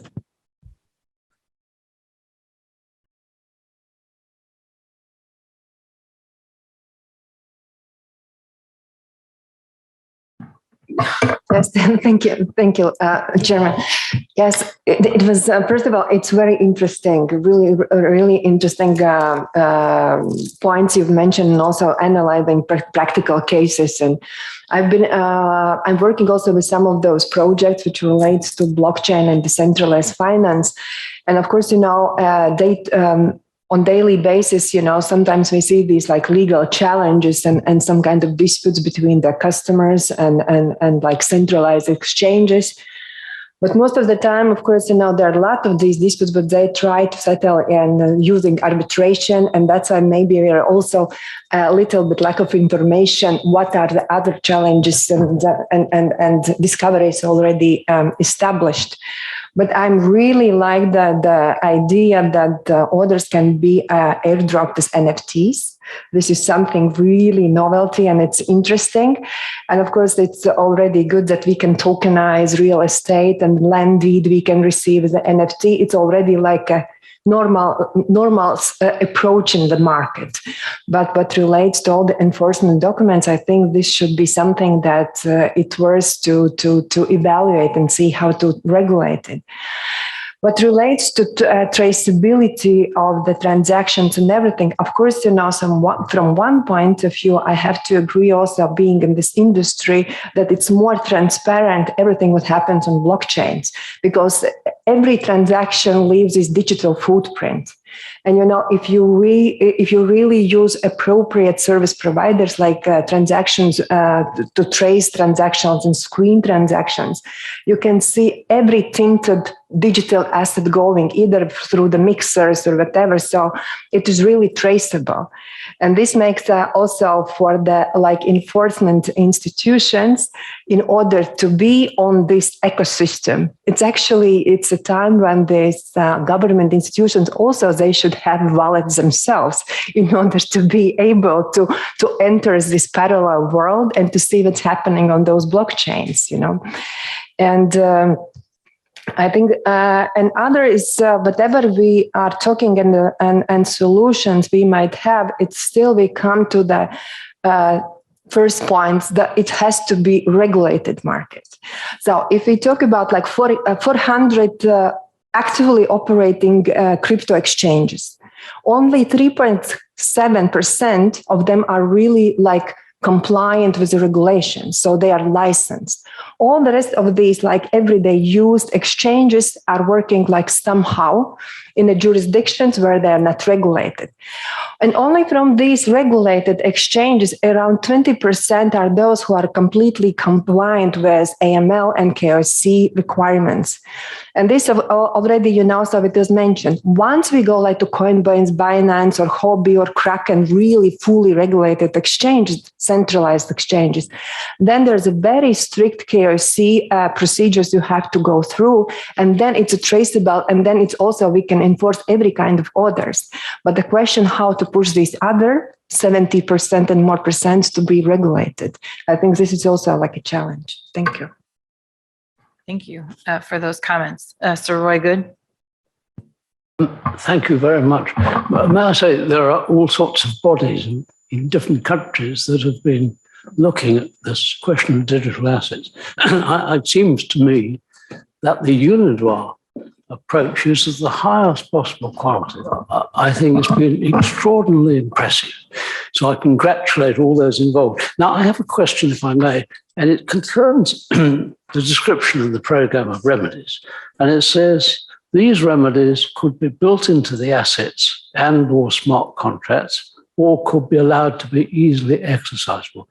Now, there are various things, it seems to me, in which a digital system could effectively operate automatically. But it seems to me that the one that really cannot is the exercise of remedies. And that's for two basic reasons. If you have parties in a continuing relationship, the contract is constantly being informally adjusted because the terms they agree don't necessarily work. So therefore, the question whether there is default cannot be answered by just looking at the contract, because the parties are not actually, they've agreed it's convenient not to operate the contract according to its terms. So the system could could designate a default which has not actually happened. And the second thing is that it seems to me that the exercise of remedies should always be in the discretion of the creditor. That creditors rarely want to automatically trigger default remedies. They want to have to be able to decide whether to or not, whether they want to preserve the relationship or not. So I wonder if we could just get some thinking on that. Yes, thank you very much. So two things. One, the main example that we could think of to offer to you all in that regard was the MakerDAO example, wherein the automated remedies section is if your collateralization drops below the minimum, then your position is liquidated automatically, right? That was the main example we could think of, in part because and I'm happy to be corrected by Drew, Hin, or Jason, but in my view, smart contracts are actually more passive than everyone thinks that they are. So they're not artificially intelligent, legally enforceable agreements. That is not what smart contracts are. They are not even as smart as stored procedures in the database context. They can't automatically tell when changes in the underlying ledger have happened. Somebody has to feed the information to them. So someone would need to indicate that a default has in fact occurred, right? Another example that I can think of, though, that the industry is actively pursuing is in the insurance industry.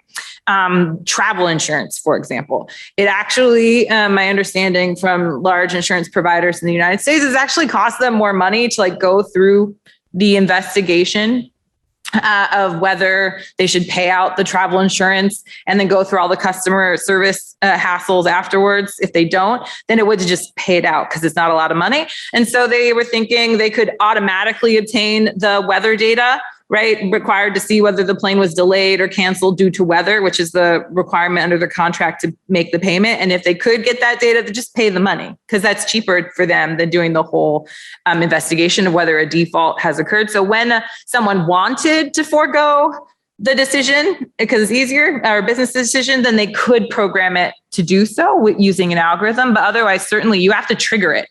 And so the person would have to trigger the smart contract. Yeah, absolutely. Jason and Andrew have raised their hands. Yeah. real quick, I'm also told that particular issue will be discussed in the next roundtable as well. Jason. Thank you. Thank you, Carla.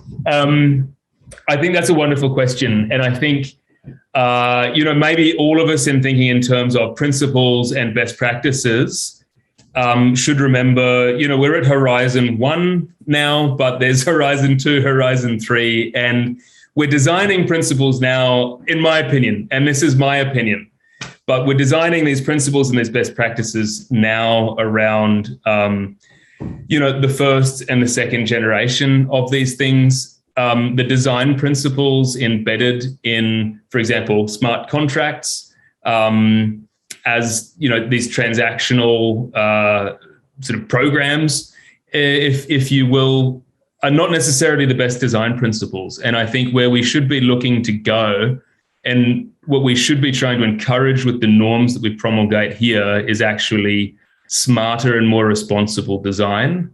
And in particular, the interface of legally robust structures and these automatic or these automation technologies like smart contracts.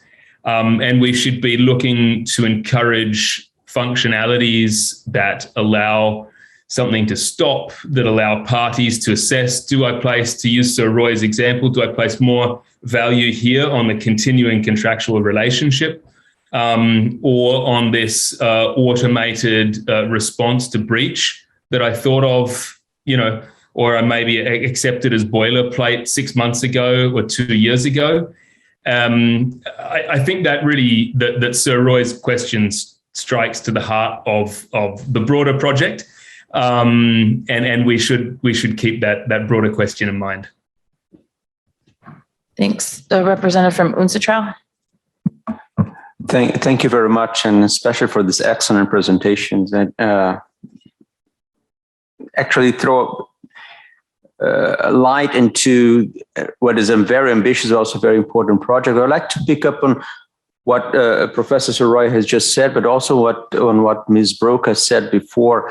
Want to anticipate something that perhaps we could find some time to discuss in the next panel, and that is the possible tension between the exercise of remedies by creditors and the risk of dissipation of assets in insolvency proceedings.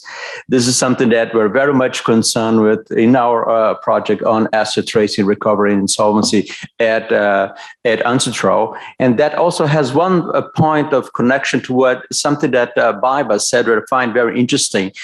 This technology also potentialized the use also of some dispute settlement methods, right?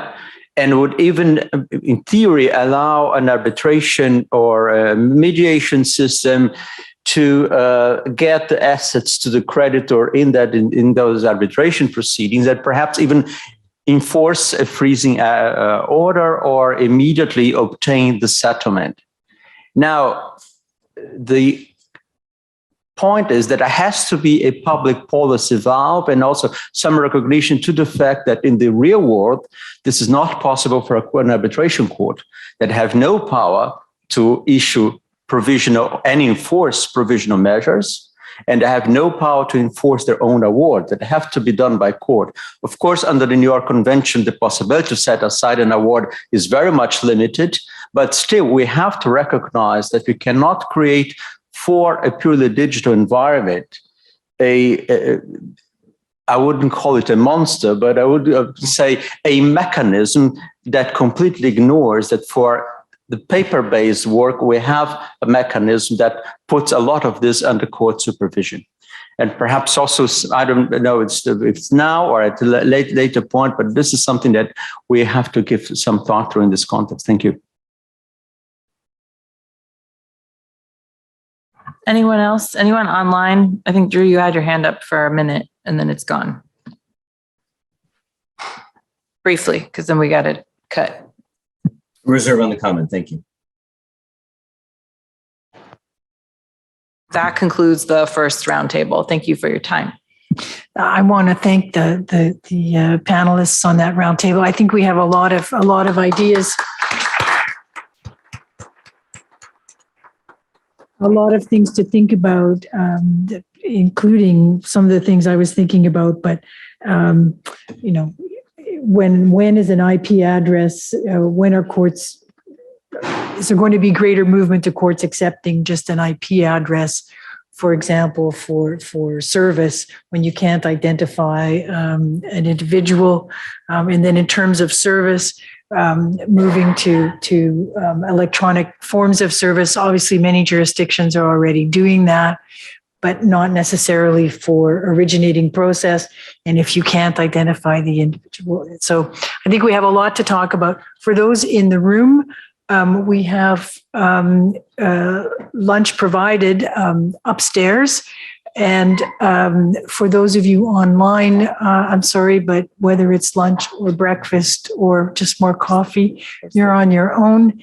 And we will start again in 60 minutes. That is 60 minutes, and I intend to start promptly. So I hope you have food for thought and food for lunch. Thank you. So thank you for coming back from, I will say this, sorry for all of those who are online, but it's a lovely day here, and it's really, I think it's a mark of interest in the subject matter that we have all these people here in the room on such a glorious day in Rome. We need to move now to our second panel, and we have Louise Gulliver, who is the Roose Ball Professor of English Law at the University of Cambridge, who is going to chair our roundtable, and three participants, Marek Dubovec. Marek, I apologize, I still haven't learned how to pronounce your last name. Neil Cohen and Andrea Tosado. And this panel is going to deal with enforcement of creditors' rights. And I'm very much looking forward to the discussion. Louise, given that all of you are online and we do have a number of people here in the room, when we get to the questions, I think it's probably better if I chair the question period. But in terms of your discussion with the panelists, I will leave that to you. And I will give you 58 minutes to go ahead. So Louise, I'll turn it over to you. I was hoping I might be able to bargain for another 2 minutes, but anyway, there we are. Okay, well, we don't have a PowerPoint. We're just going to do Q&A among ourselves, and I'm hoping we'll have time for a 15, 20-minute discussion at the end, but we'll have to see how we go. Kathy has very kindly introduced everybody. I should say that 3 members of this panel, including myself, are involved in the Digital Assets Project, and 2, Neil and Marek, if I've got that right, are involved in the enforcement project as well. So we do have some overlap. What we're going to do in this panel is really just focus on secure transactions. We're not looking at other types of enforcement. And also, we are not going to look at judicial enforcement. We're only going to look at enforcement extrajudicially. Judicial enforcement has been discussed to some extent in the first panel and will be specifically discussed in the third panel. And certainly, it says in the write-up of our panel, we're going to talk about existing international standards for secure transactions, and we're going to particularly relate it to the UNCITRAL model law. And their extrajudicial enforcement is a very important part of enforcement for secure transactions. So that's what we're going to focus on. We are basically not really going to focus so much on the technology, unlike the first panel. We're going to think as well about the law, and we're really going to think about what aspects of enforcement of security rights over digital assets require special treatment, and then what aspects fall within the general principles of enforcement over any assets. And the ones that require special treatment are probably what we might need to look at in the Digital Assets Project. So one of the things we hope to achieve in this session, and for that matter, in the entire workshop from our Digital Assets Project viewpoint at least, is to enable us to work out what, if anything, needs to be said about the enforcement of security rights in the Digital Assets Project, and what principles, if any, that are unique to digital assets as collateral need to be stated in the enforcement project. And I should just say that the more I hear about this, the more one realizes that a lot of existing legal principles can be applied to digital assets, albeit with some possibly factual difficulty, but perhaps not legal difficulty. And so what we're going to try and think about are the areas where we might need legal change in relation to digital assets, not just where it might be practically more difficult to apply existing rules. Now, Hideki very kindly set out a summary of what we have come up with so far in the Digital Assets Project. And I should just remind everybody of a couple of things. One is that in the Digital Assets Project, we're not producing a complete code or anything like it. All we're doing is pinpointing principles where we think that the law relating to digital assets is likely to be different from existing law, or if it's not different in any way, it is what we think the law should be. And so if a state's existing law needs to, as it were, comply with those principles. All other matters are going to be left up to other law, which is effectively domestic law. And in terms of security over digital assets, we basically have, I suppose, four substantive principles. One of them is that you can have a security right over a digital asset. And then one of them is that a security right in a digital asset can be made effective against third parties by control. Control is as defined in the principles, but as well as any other means available under other law. We're not saying it should only be control. All we're saying is that there should be the possibility of making a security right effective against third parties by control. There are also some priority rules where a security right in a digital asset is made effective against third parties by control. And then there is the question of enforcement.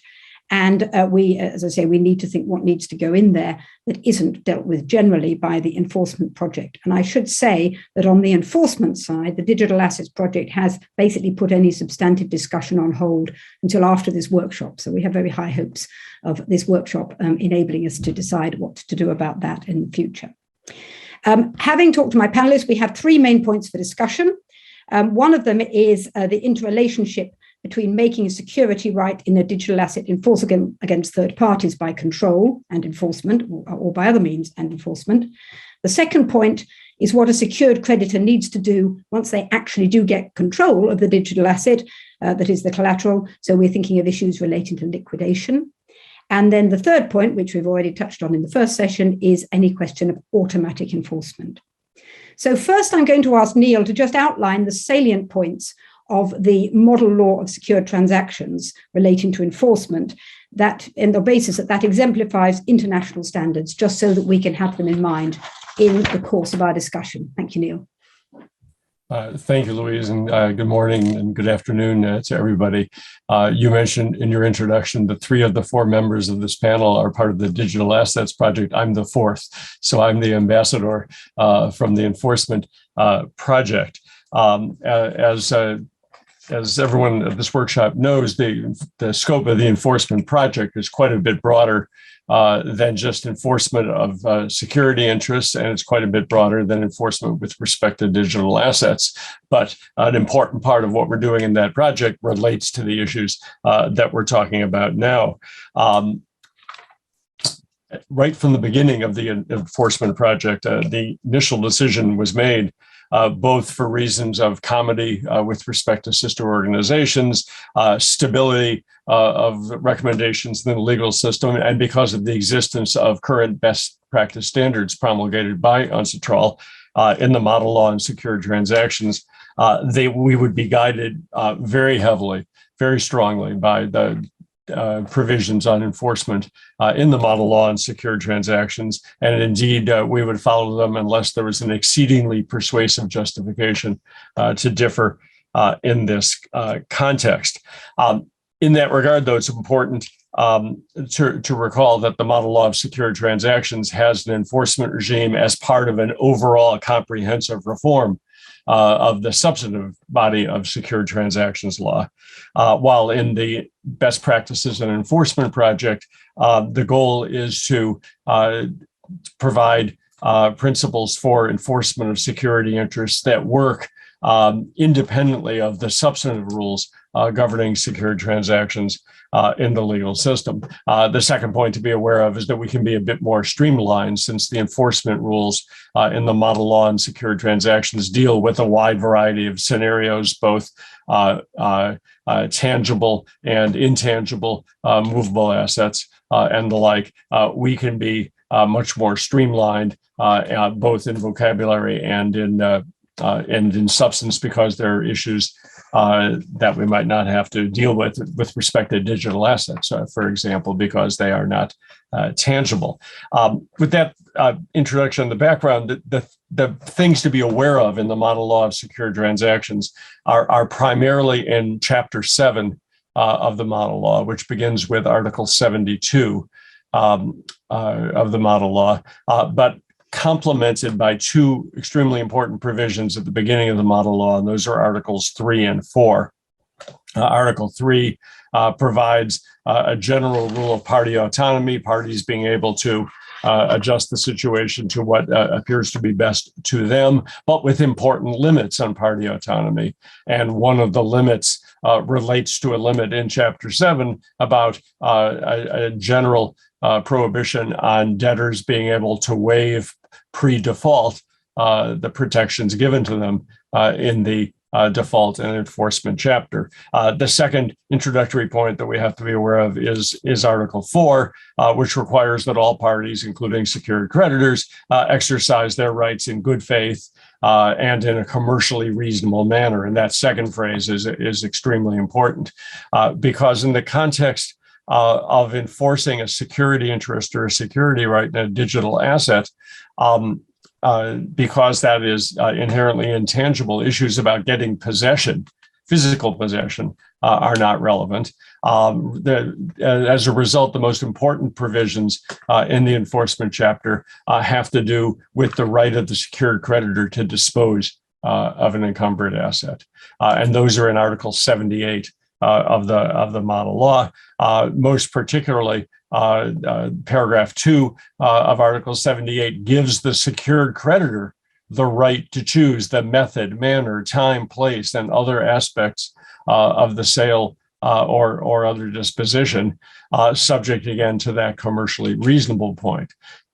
That gives a lot of discretion to secured creditors. One important limit, however, is that before disposition, the secured creditor is required to give notice of its intent to dispose to the debtor and certain other parties who have an economic stake in the disposition of the collateral, and they have a certain amount of time to object to the proposed disposition. It also gives them time perhaps to monitor or police that disposition. An important limit here is that this notice, and as a result, the delay that is inherent in that notice, need not be given if the encumbered asset, among other things, is of a kind sold on a recognized market, which will turn out to be a key concept here. Many other parts deal with what to do with the proceeds of disposition. I don't think we need to spend time on those now, but the limits on party autonomy, the commercial reasonableness principle, and the predisposition notice qualified by the fact that it need not be given if the asset is one that is of a kind sold on a recognized market are probably the key principles we need to keep in mind for our discussion today. Thanks, Louise. Very much. So we'll turn now, that's very helpful. We'll turn now to the first point. And basically, a secured creditor will not really be able to enforce effectively over a digital asset until they actually have control of that digital asset. They've got to be in a position to, in some way, get hold of the value. And the principles we've drawn up say that a secured creditor can, but doesn't have to, make a security right effective by taking control. There may be other means of making that security right effective against third parties. But first of all, we're going to look at what happens if the secured creditor does make the security right effective by taking control of the digital asset. And I'm going to ask Andrea, if a secured creditor does that in a way that accords with our principles, will they be in a position to enforce the security right extrajudicially without going to court? Well, thank you, Louise. Good morning and good afternoon to everyone. And thank you, my gratitude to UNIDROIT for inviting me today. So I'm going to go straight into the question, as I know that we are time constrained. So I think that it's perhaps important and useful to take a quick step back. So when the principles speak of control and taking control of a digital asset, what does that involve? Now, looking at the definition of controls in the principles might be a little daunting. And so at the cost of extreme oversimplification, I'm just going to give a brief summary. What does it mean to have control? Well, it means that a person has effectively, a relationship has managed to put themselves in a factual position that in a sense can be, again, for simplicity, deemed analogous factually to having possession. So, and this is the reason why the principles go on to recognize control as a method of perfection for security interest. So the assumption here upon which the question is based is that the secured creditor has effectively put themselves in a factual position vis-a-vis the digital asset used as collateral, a factual position that is similar to what for a tangible asset would be that of a secured creditor who has possession of the collateral. So that's the starting point. If one looks at it like so, again, I will emphasize, I have oversimplified a little bit, but if one looks at it in this way, then the answer becomes perhaps simple, or at least it looks simple. Of course, if the secured creditor is in a factual position which is analogous to possession in having control of the digital asset, then yes, they have the factual ability of disposing of this digital asset and therefore transferring it or dealing with it in any other way directly. So this is sort of the simple answer would be, if a secured creditor indeed has perfected by control, they are in a factual position to dispose of it or deal with it in any way in which the technology allows. So that's sort of the easy answer, but then we have to start digging a little bit deeper, right? So we have to recognize that control under the principles can be achieved in a variety of ways. So of course, the simplest way is the one that I've just described. You have control when you've placed yourself, you've put yourself in a position in which you have immediate factual relationship with the digital asset. But the principles also recognize that control can be achieved through a custodian. And again, let's not super complicate this. From a functional perspective, this is not different from what we have for tangible assets in the real world, when you would have a custodian who has possession of the collateral, but does so for the benefit of the secured creditor. And again, if this is the situation, if we have a custodian who has control for the benefit of a secured creditor, the disposition of the collateral, if need be, is very straightforward, is not a problem. There is, however, a third scenario, which is conceptually a little more challenging, but not extremely so. What if control has been achieved in what I think in the first panel was possibly described as a multi-sig structure? What if the secured creditor has control, but this control has been achieved through some form of technological structure that, again, trying to use an analogy, can be possibly described as the digital asset is in a box, and this box can only be opened using two keys because it has two locks. Now, the secured creditor has one key and the debtor has the other key. This is one possibility of a multi-sig structure, not an entirely uncommon one, not a super common one, but conceptually to explain perhaps is simple. What if control has been achieved like so? The principles recognize this kind of structure as control, but what is the position of the secured creditor who has perfected by achieving control through one of these structures? What is the position here in terms of enforcement and disposing of the digital asset collateral? Well, here things, of course, now become a little bit more complicated, because a multi-sig structure, this as I have described it, this box that has multiple locks to it and requires multiple keys, by definition, is not one that can necessarily be opened by the secured creditor alone, which means that now the ability of the secured creditor to dispose of the digital asset collateral might have become impaired. That is to say, some collaboration from the debtor or possibly more parties, depending on how the multi-sig structure has been put together, that might be required. So really, these are the three possible situations one encounters when perfecting by way of control. In two of these possible situations, the secured creditor has no difficulty in enforcing and disposing of the collateral on default. In the third scenario, so the multi-sig, things can be a little bit more complicated. And during the Q&A, if there's greater interest in this topic, we can sort of explore it a little bit more about all the possible scenarios of a multi-sig and the extent to which the secured creditor might need the collaboration of the debtor or someone else in order to enforce. Thank you very much, Andrea. And of course, one of the things we want to think about at the end of this session is whether any of these methods of enforcement will need, as it were, specific rules in any domestic law to enable the secured creditor to be able to enforce under those situations. We're now going to turn to the situation where the secured creditor makes the security right effective against the third parties by another means. And we're basically talking about registration here, I think. So, Marek, in that situation where the secured creditor does not have control, what problems would that secured creditor face in enforcing the security right? Thank you, Louise, and good morning and good afternoon to everyone in the room and connecting online. And thank you to the Secretariat, Hideki and Catherine, for organizing this workshop.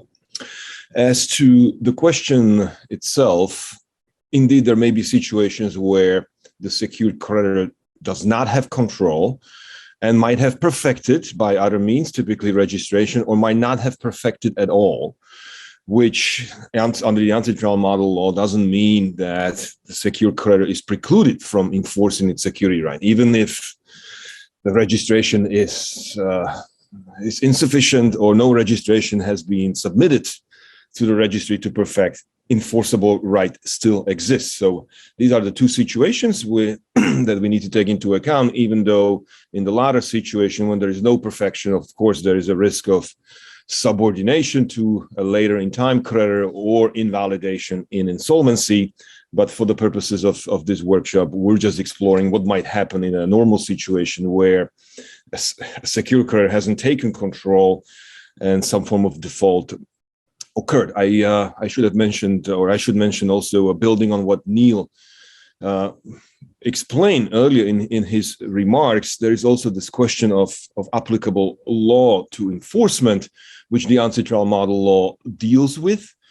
We also deal with the issue of applicable law in our principles. So if, for instance, the secured creditor has taken control of the digital asset, the law that was chosen to govern the digital asset would cover, as you know, all kinds of proprietary issues, which would include enforcement. If the secured creditor has not taken control or perfected by registration, a different law may apply to enforcement. So having said that, there may be situations where the digital asset, again, depending on the type of the digital asset, some specific rules, enforcement rules may be applicable. And if the digital asset is such that doesn't fall into a narrowly defined type or category, the general enforcement rules may be applicable. Just to give you one example, for instance, a CBDC, central bank digital currency, if a state has issued a CBDC, it may fall under the general rules, or it may actually fall under the bank account type for which specific enforcement rules already provided for bank accounts may be applicable. So, for instance, if a secured creditor has not taken control over the CBDC, the specific enforcement rules applicable to bank accounts may not apply to that situation, as a result of which there may not be extrajudicial enforcement. Then we have this broad category of assets that may not fall under an existing type, as defined in secure transactions law, like, for instance, Bitcoin or Ethereum, that for the most part may be treated as general intangibles or generally intangible assets. So the general rules that Neil was explaining would apply to those situations. And as Andrea was explaining, there may be some practical challenges in enforcing a security right if the secure creditor has not taken control. So let's assume, just to make it simple, that there was a registration and perfection has occurred by registration. There may be two situations again. One may be covering a digital asset only, or there may be registration that covers all assets, and as part of that deal, the registration or the perfection actually captures all kinds of assets.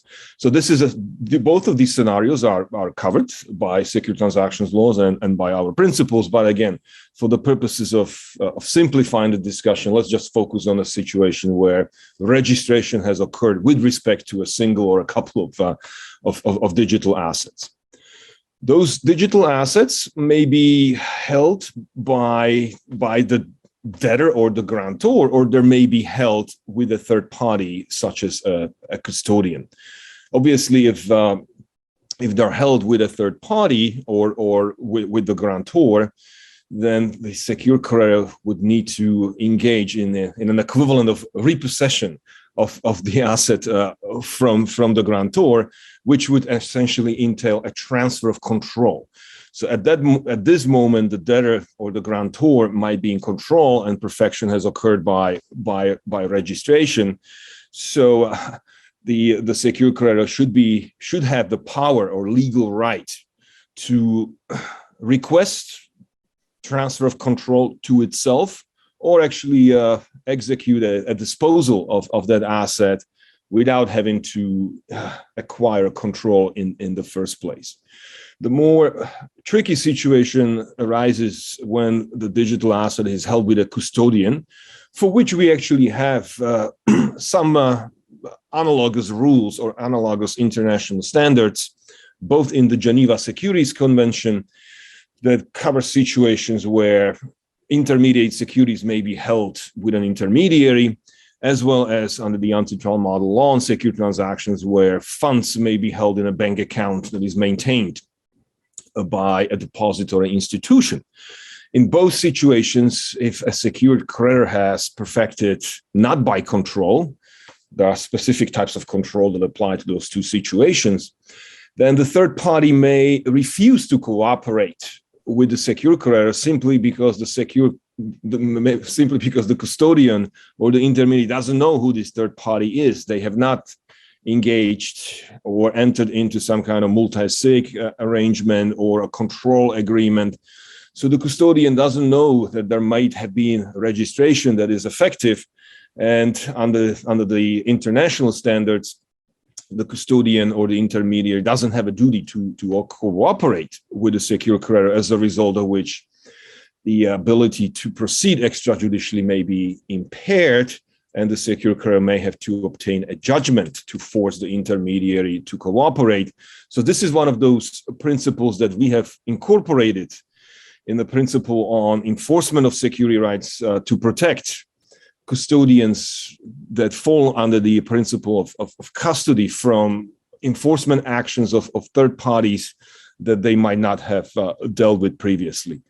So if a secure party or secure creditor has perfected by control is not only a mechanism to facilitate transfers and perfection, it is a very important device to actually practically facilitate enforcement and allow or make it easier to enforce extrajudicially. So I would stop here, Luis. Thank you. Thank you very much indeed. We might come back to this when we think about what we need to do about the principles later on. So now we're going to turn to what's the how the secured creditor gets the value of the digital asset, which they want to get some value so that they can meet the secured obligation and pay back any surplus. It's how it would normally work. Or some kind of disposition or other liquidation of the value. So Neil, how would this work? First of all, how would it work if the digital asset was like any other asset? And then how might specific issues arise in relation to the digital liquidation of digital assets? So how does that compare with ordinary liquidation of value? Thanks, Louise. I think it's important to start out noting the point that Merrick just made a few moments ago, which is that the method of third-party effectiveness in many ways determines how practically easy or difficult it is for the secured creditor to dispose, to liquidate and dispose of the collateral and create value to satisfy the obligation owed to the secured creditor.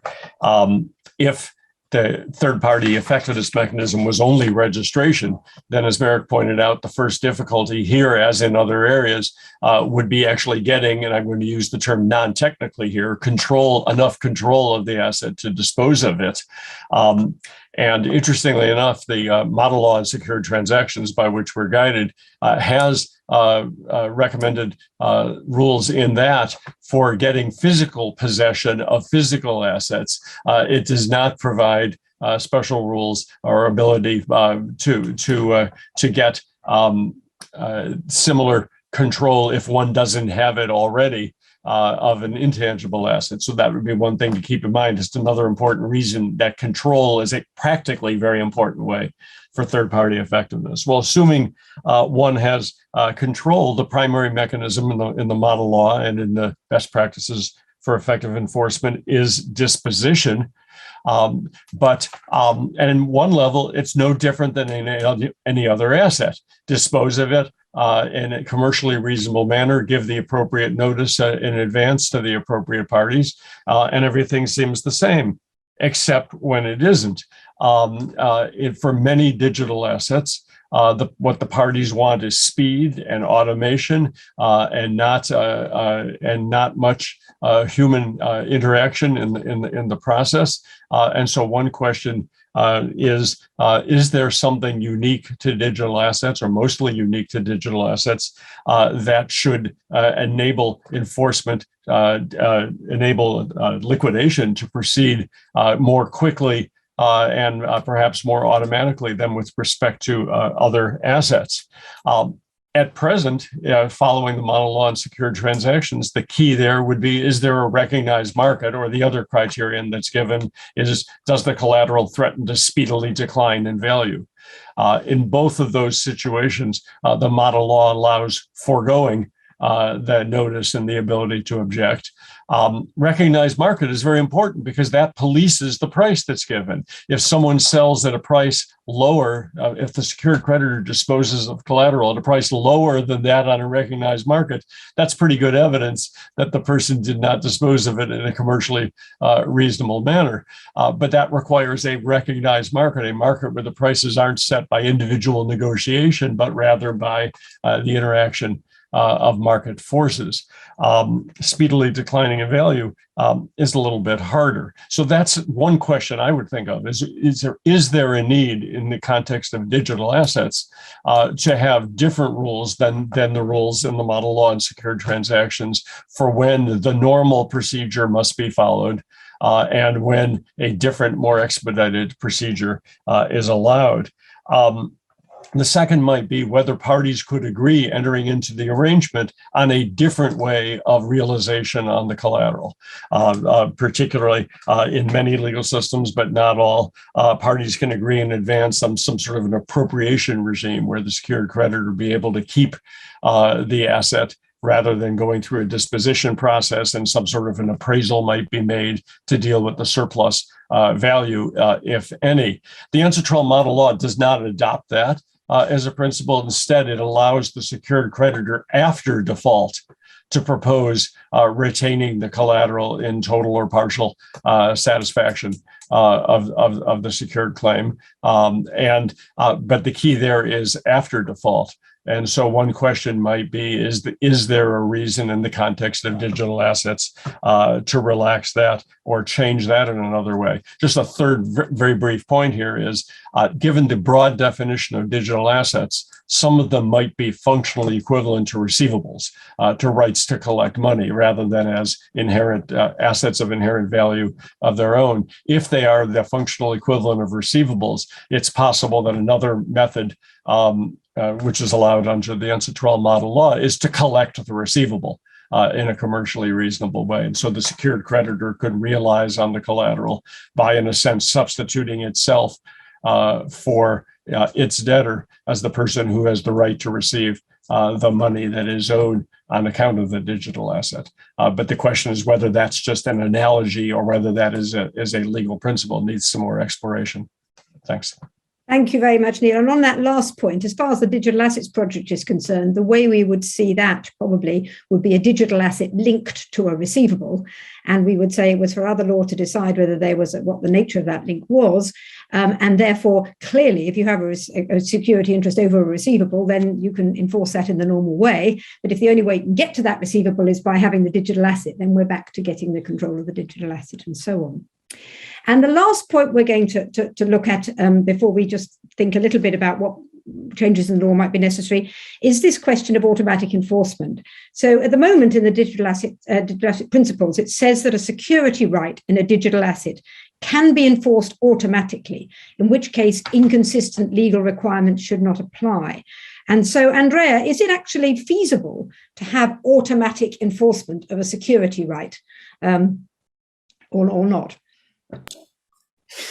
Well, I think that it is possible, but one needs to sort of go through the possible different scenarios. So when we speak about an automatic enforcement of a digital asset which is being used as collateral, then again, I'm building a little bit on what was discussed during panel number one. The idea would be that there is reliance on some form of software instrument that, when certain conditions are met, goes ahead and disposes of the collateral in a way that was originally predetermined by the parties and then enshrined in the software. That's sort of the basic scenario. But one needs to go in steps. So in a secure transaction, the idea is that there is an obligation, and that obligation is secured through a security right, and the security right is enforced upon default.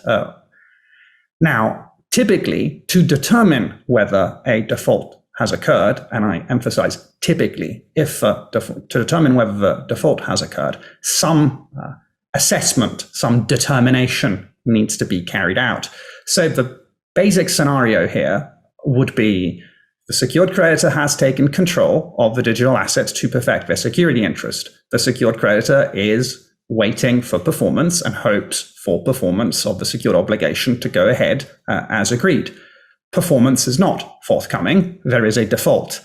The secured creditor effectively takes all the steps to make sure that a default has occurred, if necessary, communicates with the debtor, et cetera, et cetera. When they arrive at the conclusion that there is a default and nothing can be done, then they would go ahead and dispose and enforce. Now, how do we automate this process? How do we automate the determination that a default has occurred? Well, base case is it can't be done. We need a human. Then we have to look at possible variations of this. Now, the next step, so trying to automate this process, would be to have some form of information source, or to use the word that is often utilized in the context of DLT and blockchains. We would need an oracle, so an information source that detects with accuracy and certainty that a default has occurred, feeds this information to a smart contract, or as I said earlier, a software, and this software goes ahead and proceeds with the disposition. of the collateral, the liquidation of the collateral. So this would be sort of scenario number 2. So scenario number 1, you need a human. So no automated liquidation, no automated enforcement. Scenario number 2, we have a source of information which does the determination and then feeds this information to the software. The third scenario is closer, possibly complete automation. And so here we would have the software, which also carries out that first step that I described. So determination of whether the default has occurred. Now this gets a little bit trickier. This is a little bit more challenging. As I said, the starting point is that for default and all the steps that follow from default is that the secured obligation typically has not been discharged as agreed. But the parties can agree that a default occurs in a number of situations. And we see that in the marketplace, this occurs very frequently. Again, in the marketplace, it is commonly encountered that a default in the context of a secure transaction occurs if the value of the collateral drops beneath a certain threshold. So if we take this as our starting point, then we can sort of hypothesize a situation in which we have complete automation of digital asset collateral in case of default. How would this happen? Well, so let's try to walk through this hypothetical. So something happened, and I can't see myself anymore, but... Sorry, Andrea, I will sort that out, but please continue. That's fine, yeah. So we have to imagine a scenario in which the collateral has been, if we want, transferred to a smart contract. The smart contract is controlled by the secured creditor. So, and by that I mean the secured creditor is the one who has coded and effectively has physical ability to command this smart contract. So the collateral is now in the smart contract. One of the conditions, one of the software terms of this smart contract is that if the collateral drops beneath a certain value, then the collateral will be disposed of. This is because the parties in their agreement agreed that one of the defaults in the secure transaction is precisely that if the collateral drops below a certain value, that constitutes a default. So the smart contract is now monitoring the market because the smart contract is programmed to do so. So the smart contract is collecting pricing information from an exchange or other pricing feed. The moment the price drops, the price of whatever digital asset is in the smart contract drops beneath that threshold, the smart contract goes ahead and sells it in the open market. But you can see just by my description that there are a number of possible points of failure here, and this is not necessarily your base case, your mainstream scenario of a secure transaction. So, Louise, to answer your question, is it possible to automate the enforcement of a security interest in digital asset collateral in which a security interest hasn't been perfected by way of control? The answer is typically not. Typically not, because a determination of whether a default has occurred has to be carried out by a person. That would be the typical scenario. This determination can be delegated to software to some extent under certain situations. When that delegation has occurred, then it might be possible to have a complete automation. Thank you very much. Now, in the interest of time, Marek and Neil, I'm going to ask you to be quite brief on this one. But Neil, first of all, given what Andreas said, I mean, what inconsistent legal requirements do you think could be in secure transactions law that would need to be disapplied in order for this enforcement by a smart contract to take place? Thank you. Depending on the context and the nature of the digital asset, it seems to me there are two possible areas where we'd have a little bit of friction where we might need to adjust. One is the ability of parties to agree in advance on a particular procedure. They clearly can agree in advance on what constitutes default, but can they agree in advance on what constitutes a particular procedure, even if retrospectively, one might conclude, a fact finder or a court might conclude that that wasn't a commercially reasonable method of disposition, for example. So can the parties set their own standard for what is commercially reasonable? There's very limited ability to do that under the model law. One portion of the enforcement project is suggesting an ability to agree on standards so long as those standards themselves are not inherently unreasonable. The second, perhaps, is the concept of recognized market. Where there's a recognized market, a lot of the procedures are relaxed. Andrea described situations where he assumed there was a recognized market for the digital asset, but in another context, there might not be. For an NFT or the like, it may not have an obvious value. And so the extent to which something counts as a recognized market might need to be relaxed in order to fully bring about the types of situations Andrea described in all contexts. Thank you very much. And of course, if something wasn't a recognized market, at least under the model law, it should be necessary to give notice to the debtor before there is enforcement, which wouldn't happen if it was automatic. Which would prevent the automation that we just described. Exactly. So maybe I could just finish up by asking Marek, is it desirable that a debtor should be able to bargain away these types of protection that these legal requirements give to the debtor? Yes, thank you, Louise. And this brings us back to Neil's initial explanation of Articles 3 and 4 of the ancestral model law and the inability to waive certain rights before default, including the duty to proceed in a commercially reasonable manner. So generally, the ancestral model law doesn't empower the grantor to waive certain protections before default occurs. I should also mention that there are other parties that are affected by enforcement. There may be subordinate or senior secured creditors. There may be a debtor of the obligation. There may be guarantors. So even if the grantor has waived effectively its rights, the enforcement rules would need to take into account the protection of these other third parties that to some extent may then affect whether automated enforcement is possible and how that could be accomplished in light of the need to protect these other parties that may have some interest in the transaction.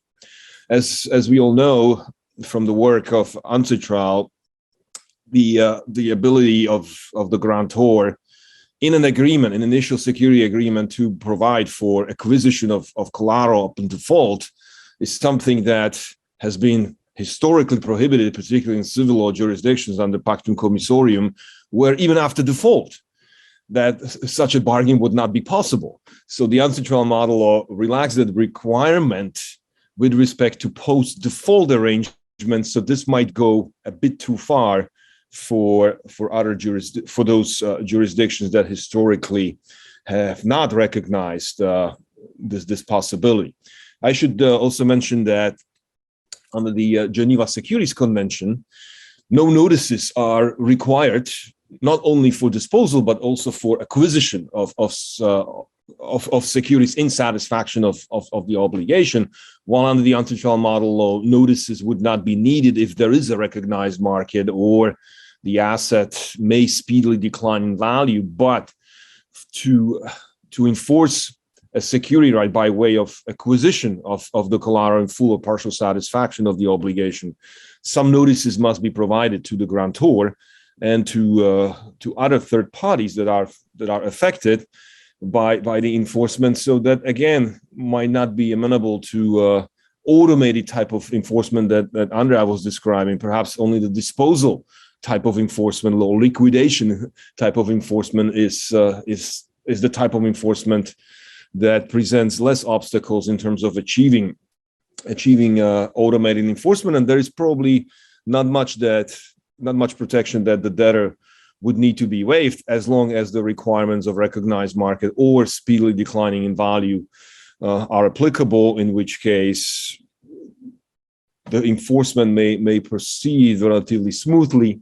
However, for other types of enforcement, especially acquisition of the collateral in satisfaction of the obligation, then certain procedural requirements would need to be followed, and there is very little room for the grantor to actually waive certain of its rights to be able, for the enforcement to be able to proceed as smoothly as disposition or liquidation. Thank you. Thank you very much. Now, in the interest of time, we do have one last question, but I'm going to try and keep that to the very end, if I'm allowed to do that. So I think we ought to open up the floor and see if anyone's got any questions on what's already been discussed in this panel. And if we don't have many questions, we'll move on to our last question, which is basically about what we learned from what's been going on in terms of the Digital Assets Project and the Enforcement Project. So, Catherine, would you mind seeing if anyone's got a question? Thanks, Louise. And because I can see the floor and the list of people online, Unsatra, Angelo, you have the floor. Thank you very much, Catherine, and I also thank the panel for your excellent presentations.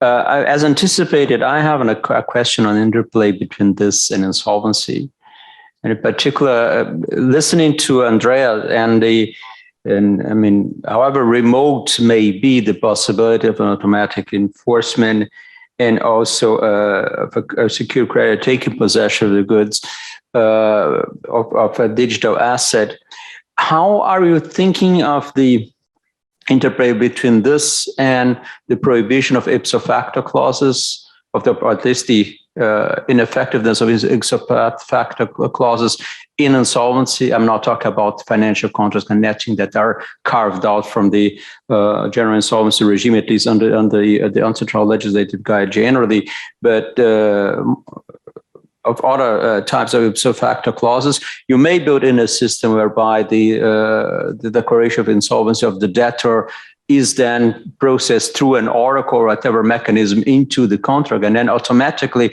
the secured creditor would then benefit from an ipso facto clause that would have been ineffective under the applicable insolvency regime. Then it would take possession of the good, and then perhaps the goods would be subtracted from the insolvency state, and by that way, or the insolvency administrator would have to be running after the goods. Now, this is the one thing. How do you see that? And obviously not something that you'll be promoting through the principles, but how we see that happening. And also,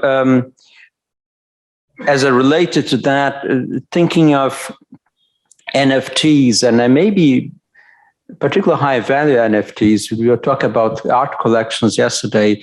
AI in art is becoming big, and maybe really several million worth in a non-fungible token, and then is disposed of by the secured creditor. Is the disposition of those assets after declaration of insolvency invoking an ipso facto clause as commercial reasonable disposition? Yes or no? Second, what is the position of the insolvency administrator? They would be running after what? The proceeds, or would then have to find a way of then screening and finding the actual digital asset?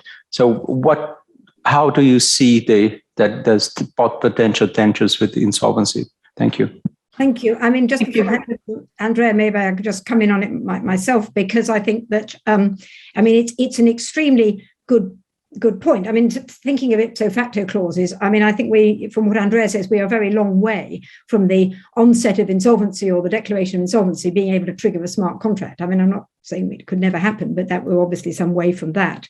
But in terms of just an automatic stay, then obviously, unless there was some kind of national law exempting all these assets from automatic stay, then there would clearly be a problem.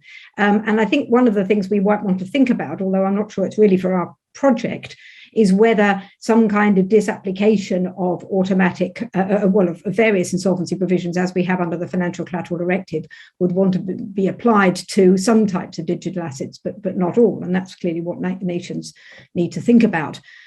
This is the kind of thing that we would not be necessarily looking at in the principles on digital assets, but it is also something that, as we've done with a number of issues, we could mention in the commentary as something that particular jurisdictions might want to think about as part of their sort of regulatory way of dealing with things.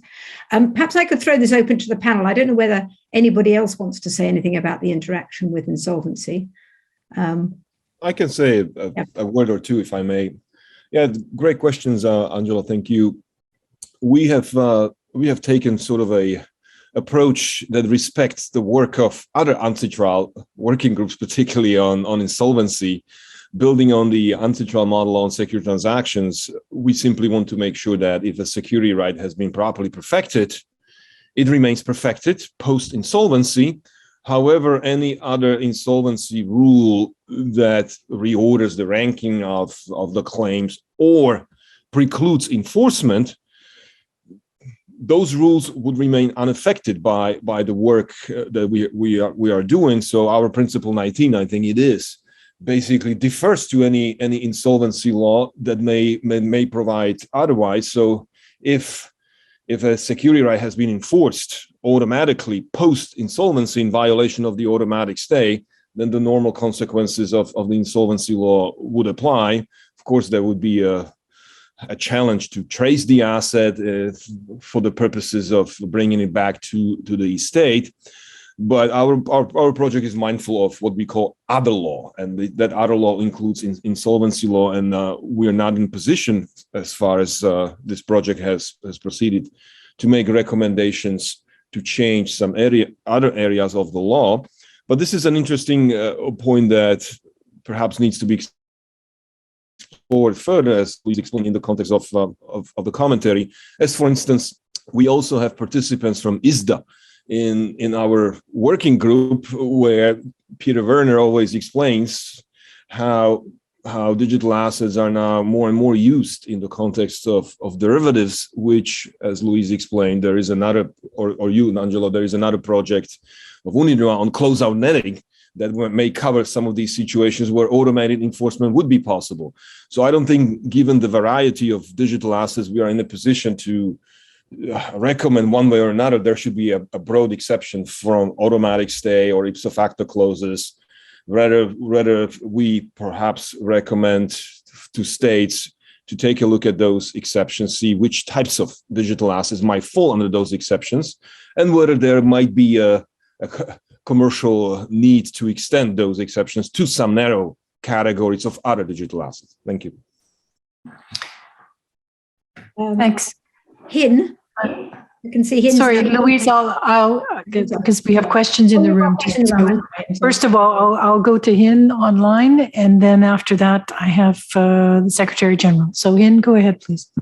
Sure, if that's okay. I suppose this is a question for both Andrea and Louise. So I'm just thinking about the boundary of control required for perfection and the extent to which that depends on the ultimate aim of the regulation in question. So is it really about, for example, false wealth? Is it about the practical ability to enforce the assets? And I was just thinking about the fraud versus market efficiency balance, and then the practical risk of fraud when control is with the collateral provider instead of the collateral taker.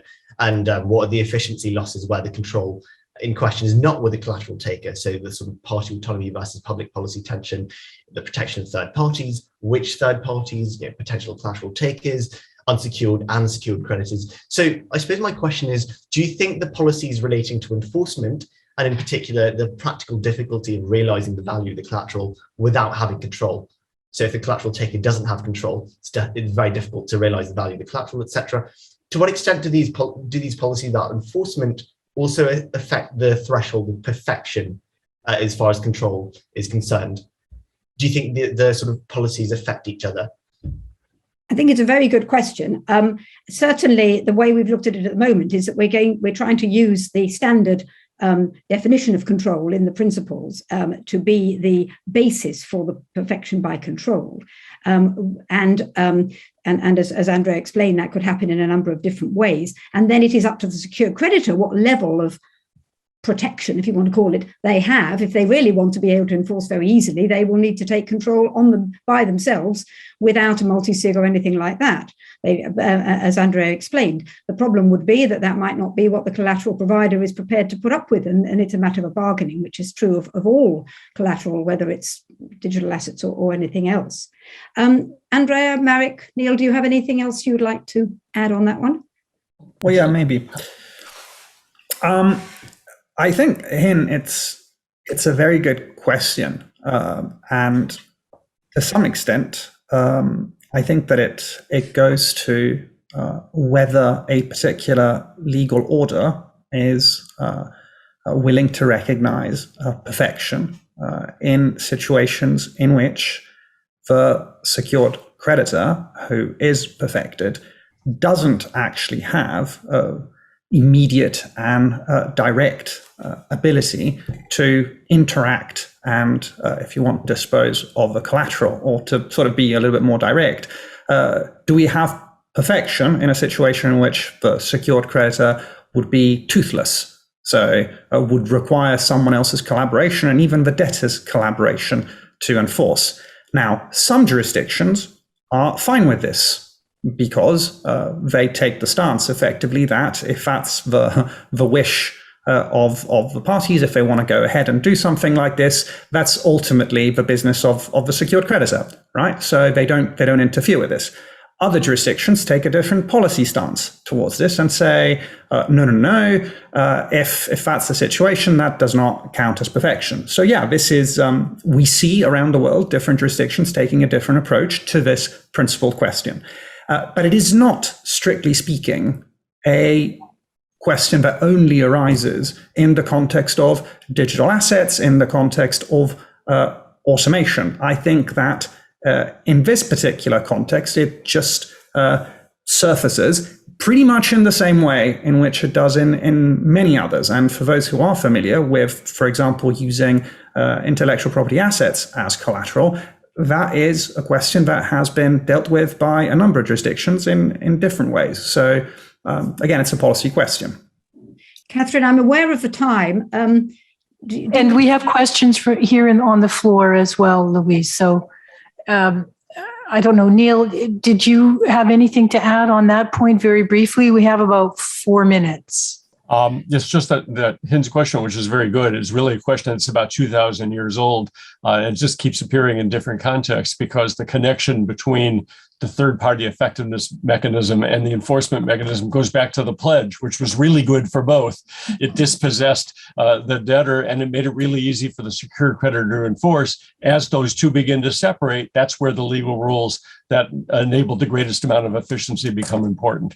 But it's a balance we've been fighting forever, and I'm glad you asked it in this context. It's a new context, but not a new question. Thank you, Neil. So we do have one question left. Ignacio, our Secretary General, go ahead, please. Thank you. I don't have a question. I wanted to partially answer Angelo. That I'm not, since so much has been said since then. Shall I go ahead or right? The question you posed concerning the effectiveness of ipso facto clauses and how it relates to automatic enforcement over digital assets is a material law question. Is more of an enforcement question than digital assets, and therefore it's outside the scope of our project. We would just refer to whatever the legislative guide is saying or whatever standards talk about that. The project would touch upon, when the right moment comes, on enforcement matters which might be inside insolvency proceedings, so long as there is nothing on that, but it would never include a recommendation concerning material law questions such as that. That would be our approach. Thanks very much, Ignacio. I'll give the floor back to Angelo. Go ahead, please. Yes, no, thank you, Catherine. Thank you, Ignacio. And I appreciate it. And the question was not asked trying to fish for a possible inconsistency between our instruments, simply to say that perhaps in this particular context, a note of caution in our commentaries would be warranted, because here we're talking about technology that may create fait accompli in a manner that in the traditional world would not happen in the same way with the same ease. That's all. Thank you. It's very similar to what, automatic compensation clauses in case of, it will actually be a similar way of functioning and poses the same risks, really. So Okay, thank you very much. And at this point, I see no further questions online either, and we don't have anything here in the room. So I would just very much like to thank the panelists on this roundtable, Louise, Marek, Neil, and Andrea. Again, lots of food for thought, perhaps for both working groups. Professor Kanda, I don't know if you had any last words. No, thank you very much.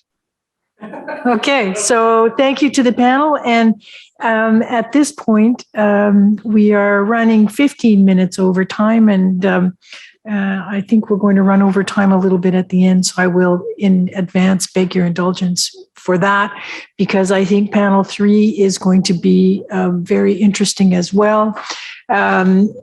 Dealing with judicial enforcement on digital assets.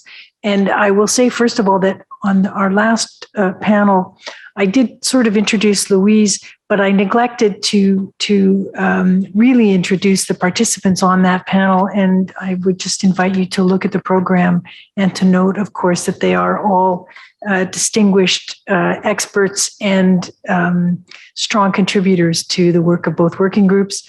And we can go to panel 3.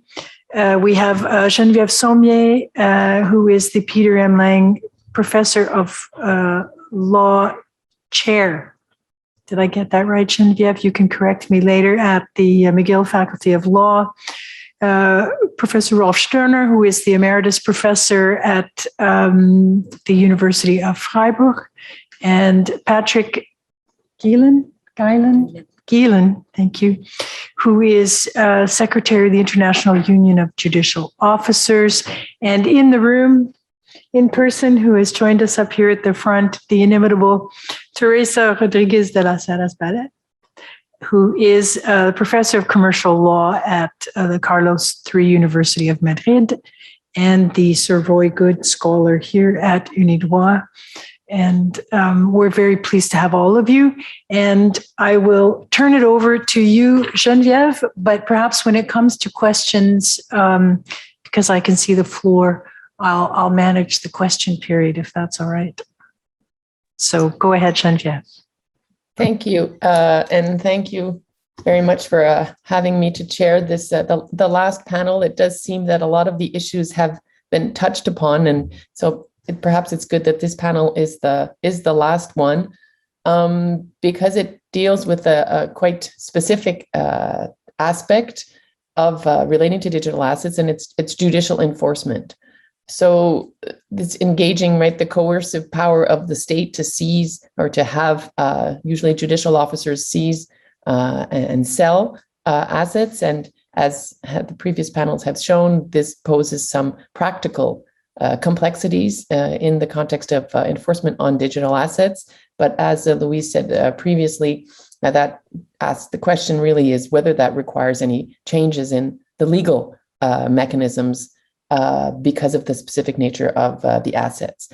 This panel is structured a little bit differently from the previous ones. We have 2 PowerPoint presentations, first by Rolf Stirner, and then followed by Patrick Gielen, and then Teresa will, in a way, engage the discussion as a result of those 2 presentations, which, as you'll see, will focus on providing some concrete examples, either hypotheticals in the case of Rolf, and some specific examples from case law. So showing how judicial enforcement on digital assets perhaps challenges the courts to apply existing law to these new, often complex factual situations. So hopefully that will allow us to engage in a very concrete manner with the challenges posed by judicial enforcement over digital assets, and identify potential promising technology-enabled solution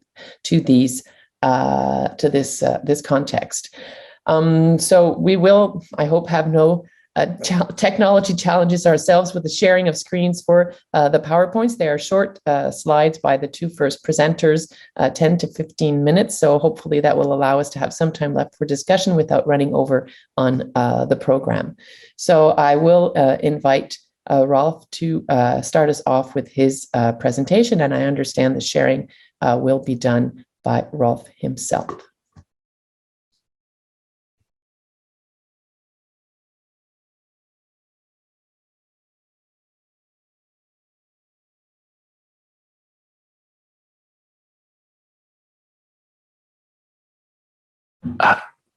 Rolf, thank you very much. We can see your slides, but we cannot hear you, so you might be on mute.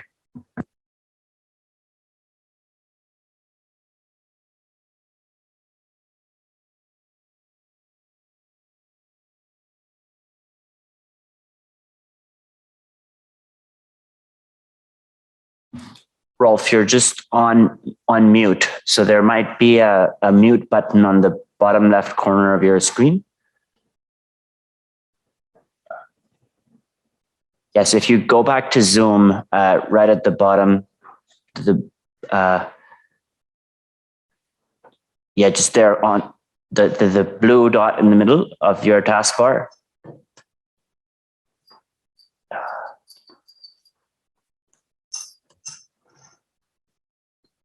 Yes, so just the blue thing in the middle of your bottom bar. Yeah, that one.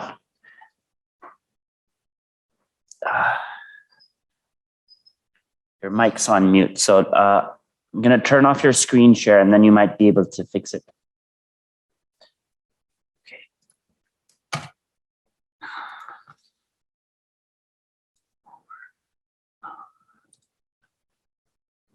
Yes. So now you might see if you go to Zoom on the bottom left, we can hear you perfect. It's okay, but it is not so good not to do it as we practice it when we were testing. So it's no, our apologies for that. But now mistake. If you start, and now I have to go back to share the screen and to do all again. I did already. Sorry, thank you.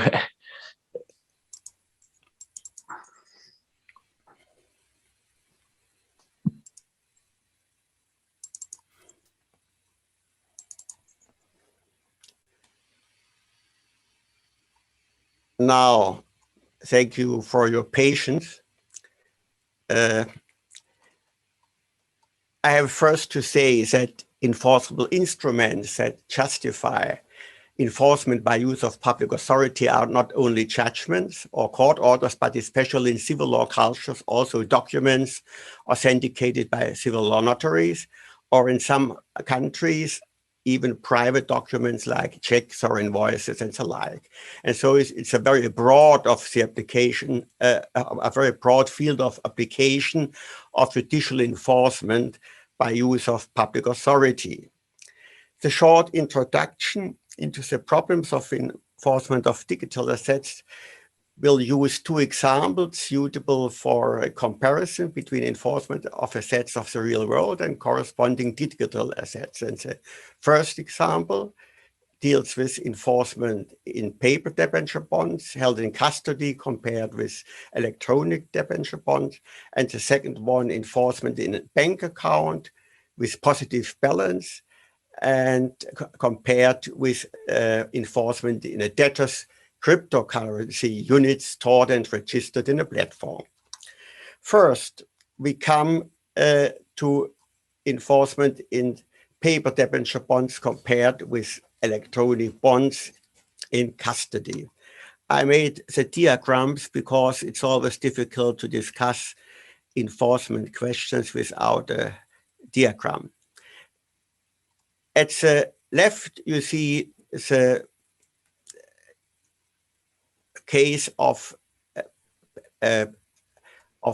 paper debenture bonds, and it's not necessary, I think, to explain this diagram. The first step in this case is a seizure of this claim against C for recovery or delivery, depending on the circumstances. of paper bonds covering with their value the debt owed, or of an existing optional claim for payment of the exchange price, depending on the contractual conditions. The second step is the enforcement of recovery or delivery of the paper bonds with the assistance of execution authorities, public sale of the bond papers, or free sale or transfer to the creditor according to the exchange price. In case of a possible option for payment, enforcement of the third-party debt by public sale of land and so on is a regular way, but it's not very probable against financial institutions. We should see that it's also possible a third-party debt order against the bond debtor of the indebtedness underlying the debenture bonds, but it's mostly not due and therefore not very practical. Necessary is always the preparation of the enforcement by efficient disclosure measures, the debtor's full disclosure by affidavit, and information by bank supervision authorities, or even revenue service. In the European Union, there is a special regulation that permitted this two last kinds of disclosure, which is very new for many European countries. Now, the comparison with the case that we have digital bonds or electronic bonds, and they are under the custody of a third-party debtor, for example, Clearstream, a well-known custodian in Frankfurt. And again, we go through and see that there are many similarities, but some remarkable differences. The first step would be the seizure of optional claims of D against C for transfer of bonds, or for processing sale of bonds, handing out the proceeds to D, or the seizure of an existing optional claim for payment of the exchange price.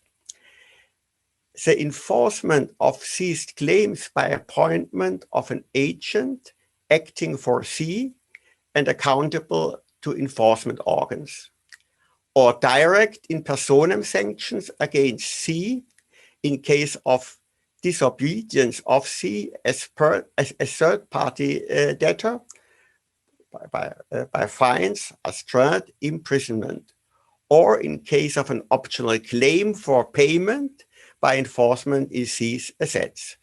Again, not very probable. Again, is it possible to use enforcement against the debtor in personam, forcing the debtor to use all contractual options against C to liquidate the value of the electronic bonds to be paid out to the creditor. Again, it is possible that to render a third-party debt order against the bond debtor of the underlying indebtedness, again, not very probable. Even also in this case of electronic bonds, the proceeding disclosure of the debtor by affidavit and so on is in practice very important. My second example compares the enforcement in a bank account with a positive balance compared with cryptocurrency units registered, stored, and processed in a platform. The first case of a bank account needs no explanation of the diagram. The first step is the seizure of the bank account by a third-party debt order against the D and the bank as a third-party debtor. And this seizure has consequences. The third-party debtor, the bank, is no longer permitted to satisfy the execution debtor, and the execution debtor D is prohibited to take satisfaction, and obstructive activities are invalid or not permitted. It's different among legal cultures, but in the end, the result is the same. Payment is not valid in the end, and a second payment could be necessary. A seizure by garnishment order permits enforcement against the third-party debtor in the absence of opposition of the third-party debtor, and allows a transfer to the creditor's account in case of a positive balance, including future advance, first of all, daily positive balance, and future positive balances. In practice, important is a preliminary attachment permitted in most countries, not in England. Lord Denning replaced the preliminary attachment, which didn't exist in England for a century, by the freezing orders, working not in rem but in personam against the debtor, and third-party debtors again acting in bad faith. Necessary for enforcement in bank accounts is disclosure. On the basis of common law countries, it was always relative intensive. In Europe, it was more reluctant, the obligation to disclose. But since we have a regulation of the European Union, the court officer or the huissier de la justice could get information from bank supervision or tax authorities and from other public authorities. The parallel example is the seizure of units of a cryptocurrency. We have the debtor D again, and his main third-party debtor is F, who organizes a platform for online exchange, purchase, transfer, deposit, or store only of cryptocurrency units. And it's usual that a database exists listing account holders and their digital assets. And to the left, we see the wallet of the debtor D, giving access for processing and data of the account of the debtor within the platform. I describe the two kinds of wallets, the hot wallets and the cold wallets, but this needs no further explanation, I think, taking into account that all participants have a good knowledge of this wallets. The first step would be the cessure of the membership of D in the platform system by a third-party debt order prohibiting obstructive activities of D and F and enabling enforcement organs to take over the full or nearly full, details are debatable, legal and factual position of the debtor D, applying rules of seizure of membership in partnerships or other legal entities accordingly. Helpful could also be parallel freezing orders against D and F or other third parties, for example, freezing orders against the organizers of the cryptocurrency, in case that they could try to stop the function of the currency. A characteristic is the combination of this general enforcement measure with additional suitable individual modes of enforcement like seizure and custody of items containing wallet information and permitting administration of cryptocurrency units by sale and transfer, or transfer to the creditor on the basis of exchange prices, or seizure of the debtor's rights against custodians of wallets, because also the wallets could have their special custodians. In special cases where the platform system permits personal access of the data only and strictly prohibits access of third persons by technical means, enforcement working in personam to cause a debtor to execute personally necessary transactions may be the helpful solution.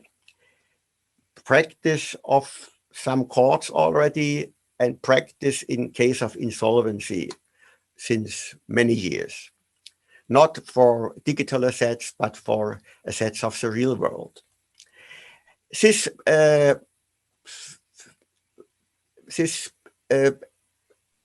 enforcement against the debtor in person could also be helpful in transactional cases to avoid complications. You could start the execution by putting force on the debtor to do all to complete the necessary transaction under the threat of fines or even imprisonment. In cases of digital assets, as a special enforcement disclosure measure, we need search orders for computers. And it's our intention to say generally that search orders for computers need a special judicial order. Yeah, it couldn't be done by the regular enforcement organs. Now, some conclusions. It's an internationally accepted trend to develop enforcement measures by replacing or mirroring and paralleling all acts necessary for the transfer or charging of assets consensually by acts of public authority, such replacement by private declarations by court decisions, or declarations of judicially appointed agents, or decisions of enforcement organs, and the transfer of possession by seizure. These enforcement measures work mainly in REM. There are also some elements of personal enforcement, but the main function is working in REM.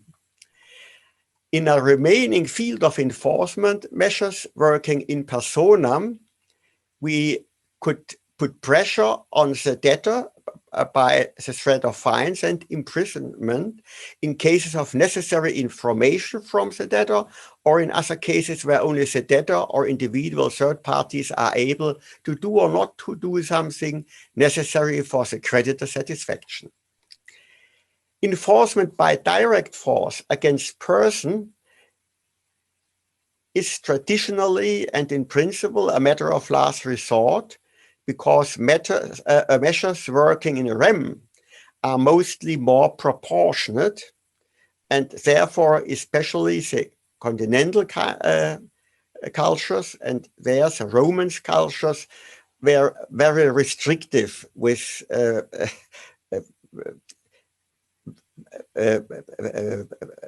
enforcement measures working in personam. More generous were always the common law cultures with their contempt measures, and the German-speaking cultures on the continent where contempt measures have a very long tradition. Enforcement by direct enforcement in complex assets requires mostly the interaction of various different enforcement measures, in the real world as well in the virtual world of digital assets. Our digital assets are more frequently complex.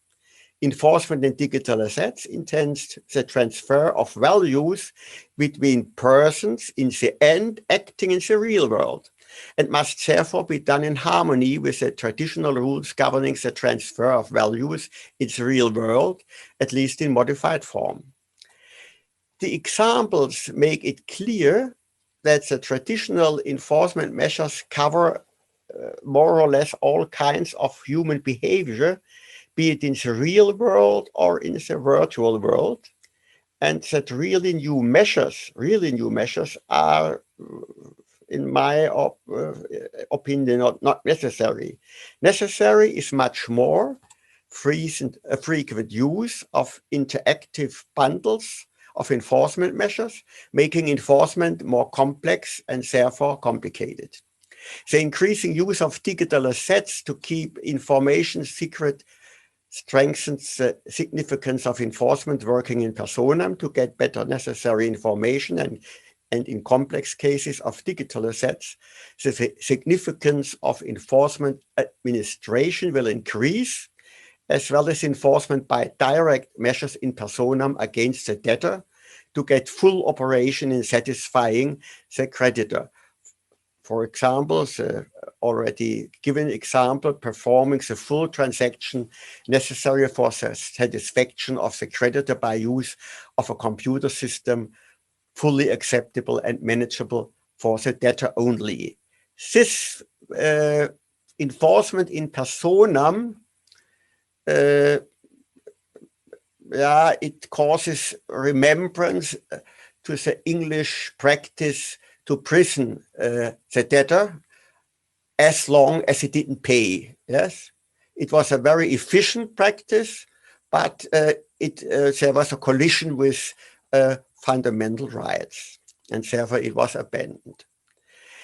In transnational cases where, for instance, the wallet for the platform of currencies and the platform itself are located in different countries, enforcement measures should take place only in the country of the place of the debtor, and the wallet, if it is the same place, that's an advantage. Avoiding territorial conflicts resulting from activities of enforcement organs and their representatives in different countries, and avoiding the necessity of having acknowledged the enforceable instrument in 2 or 3 additional countries. Digital assets may undergo a quick and diversifying development. As a consequence, it may be recommendable to give 2 or 3 general recommendations and to formulate special recommendations for examples in special fields of enforcement, where similar parallel enforcement assets in assets of the real world is dealt with. Let me make a short final remark. To hear the round table, 1, discussing the remedies against undue transactions with digital assets, was to a remarkable part taking a bath in criminal activities, or to see criminal movies, and this with a lot of empathy. It was very interesting and impressive. However, is it really the reasonable function of enforcement law to compensate lacking preventive regulation of the digital world by legislative measures? In the end, it will turn out that this path will be a waste of judicial resources as long as states tolerate digital innovations that are mainly designed to keep transactions or economic value secret and undiscoverable by public authorities and courts to escape and circumvent rules developed for banking and exchange and similar transactional activities. It is, for instance, not enough if tracing of digital transactions is possible.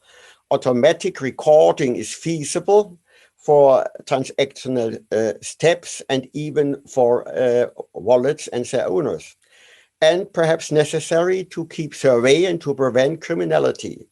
like in the world of the internet and its platforms and providers, the way back to legal regulation will be the future.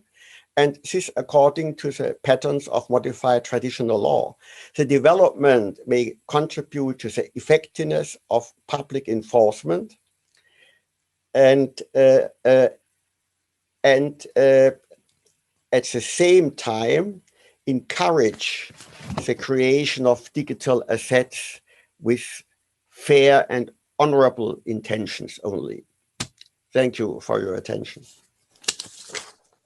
Thank you very much, Rolf, and usual finishing with a bit of a provocative statement. So asking for a more principled approach to address what you seem to be presenting as more than just a practical challenge. So given the time, I will pass quickly on to our next speaker, Patrick Gillen, who will give us the perspective from the judicial officers who are often put in the middle, right, between the creditor and the judgment creditor and the debtor, and the extent to which enforcement on digital assets makes their job more complex, perhaps more exciting, but certainly requires a different approach because of their concrete role in attempting to seize these special assets. So Patrick, over to you. Yes, thank you very, very much for giving me the floor. I hope you can hear me and you can see the slides. Yes. Perfect. So before anything else, I would like to say it's a real pleasure to be present with you today. It's the first time for me with UNIDROIT. I was this week in Rome. I went back yesterday. I could not extend my stay. So next time it will be a pleasure to be with you. So I'm a judicial officer in Belgium, and I represent today our International Union of Judicial Officers, which represents 100 members from 94 different countries.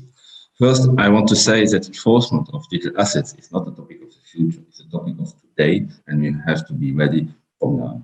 It's very complicated, almost impossible. Patrick? Yes?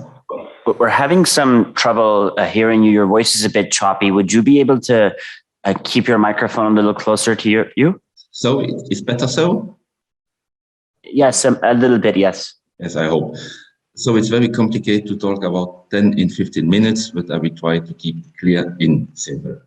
I will talk about two things. The first thing are the provisions of the Code of Digital Enforcement that we presented in our last Congress from the International Union in Dubai in November 2021 regarding enforcement of the digital assets. And on the second step, I will present you two case law, one from London and one from the Netherlands, where we can see how the judges and also the enforcement agents try to adapt to seize the digital assets.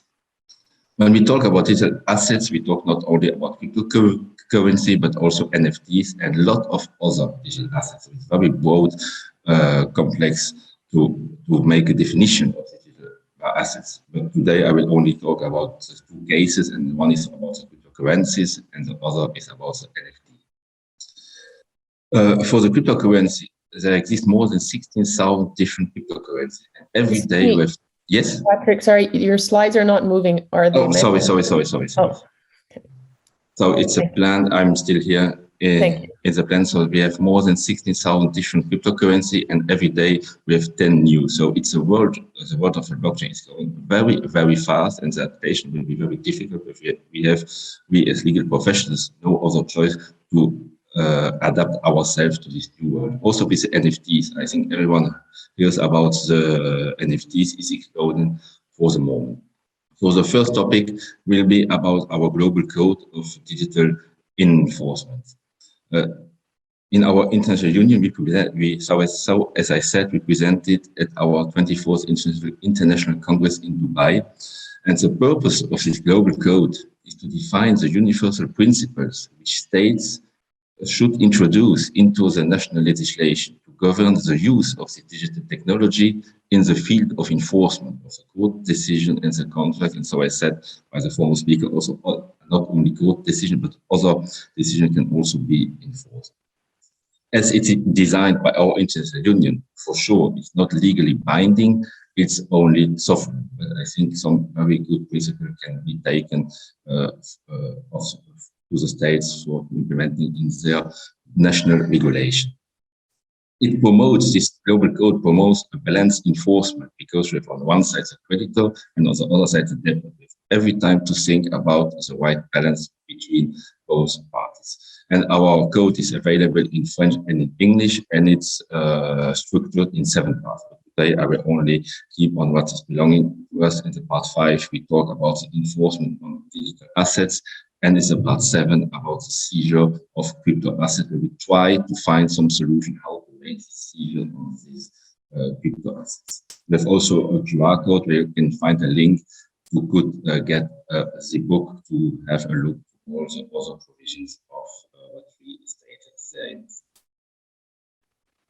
So the first is our part 5 is enforcement on the digital assets. To be able to carry out the enforcement, the procedure for locating and seizing them must be adapted. In this regard, it's specified in our Article 39, for example, that national laws should define the seizure procedures adapted to digital assets and regulate the legal regime. It's also very important to mention that regarding Article 38, so as for the classical enforcement, only judicial officers or enforcement agents should be able to make the enforcement on digital assets. So the same that the classical world, we have to find a professional. We are not the same in every county, but to find one professional who can take care, who has strict rules, strict ethic rules, and who can do it on the best possible way, because, as I said, you are between the creditor and the debtor. And the last example I can take from our global code is that Article 41 says that national law should provide that the judge can also order provisional measures regarding the digital assets to safeguard the rights of the creditor who does not have enforceable title. In the time you get, and we see this in the case law, you need time to get the title to enforce it, and you have to make sure that the assets are still in the wallet of the debtor. And because with digital assets, with this sample, we must prevent that the debtor from selling his digital assets or putting them into another wallet, because we are talking here about digital assets. It's more easier to send digital assets from one wallet to another or to send it to another. It's much more easy. It's much more difficult to do this with our normal movable goods when we are going to the debtor and to seize.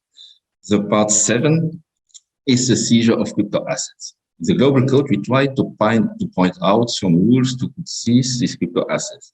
I will give here some of them. Article 48 says that there is a necessity to create a national crypto asset register, and this in every country. And also the necessity for the judicial officer or for the enforcement agent to have access to this register, because we have to know who has some digital assets.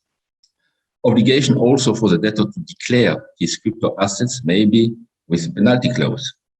You will see it sometimes we have to combine all the procedures we have for the moment to try that the debtor plays also in the game when we are trying to seize his asset, and also sometimes that we have to push him to play a little bit this game.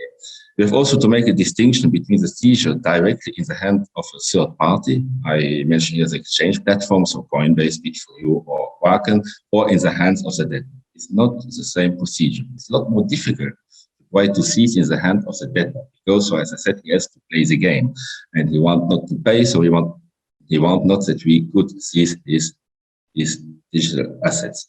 We also have to think about the possibility of sequestration of the crypto assets after seizing them. In the classical procedure, the debtor keeps his seized goods, but it's dangerous, so as I already said, with digital assets, because he can quickly send them to someone else or to another one.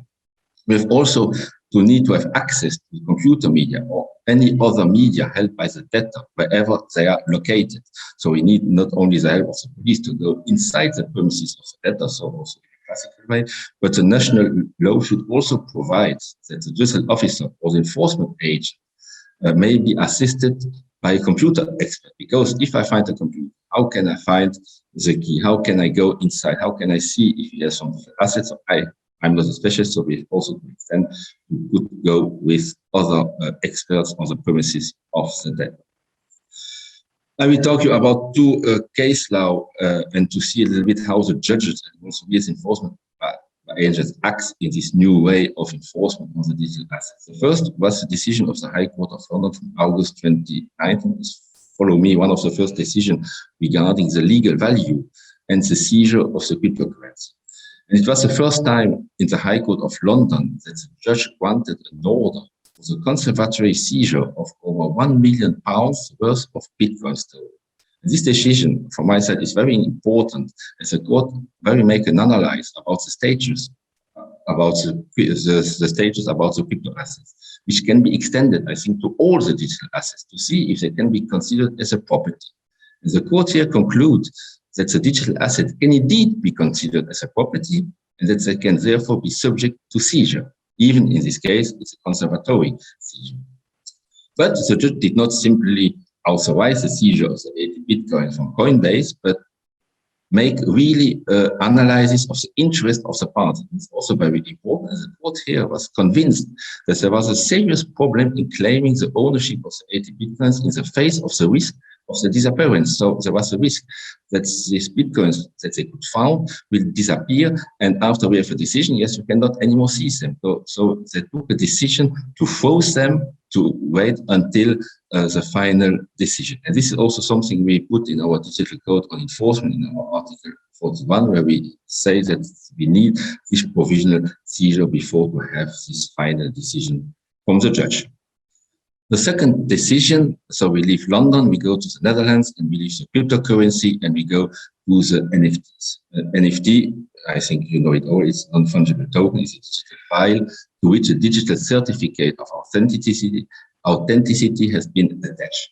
Here, it's a very recent decision from 4th of February 2022 by a Dutch court to proceed to a conservatory seizure on an NFT.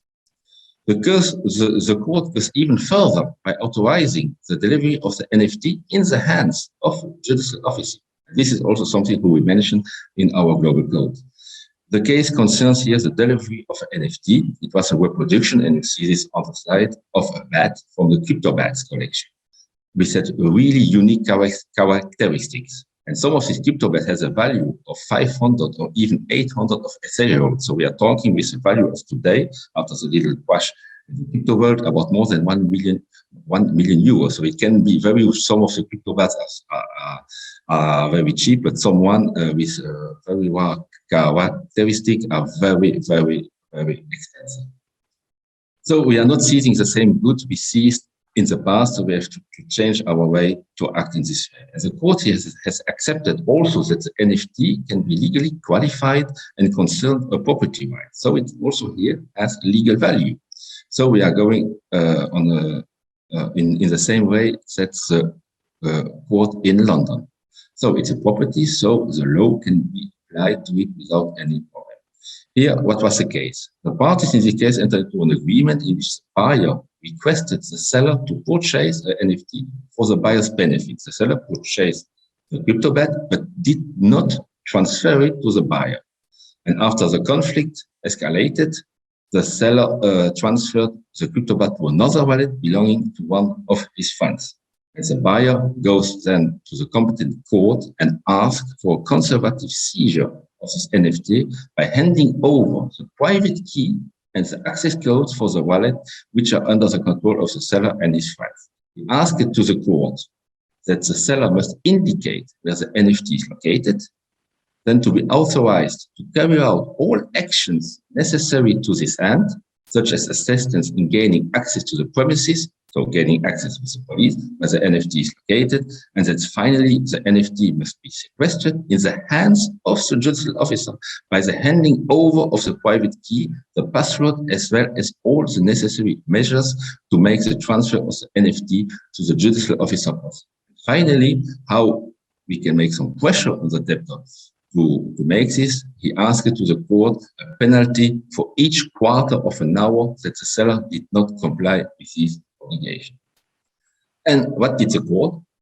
The court granted the entire claim. He accepted all what the requester asked, and the judicial officer was able to proceed with the seizure a few days later. So it was more of 4th of February, and he could proceed with the seizure on 9th of February, so only 5 days after this unique.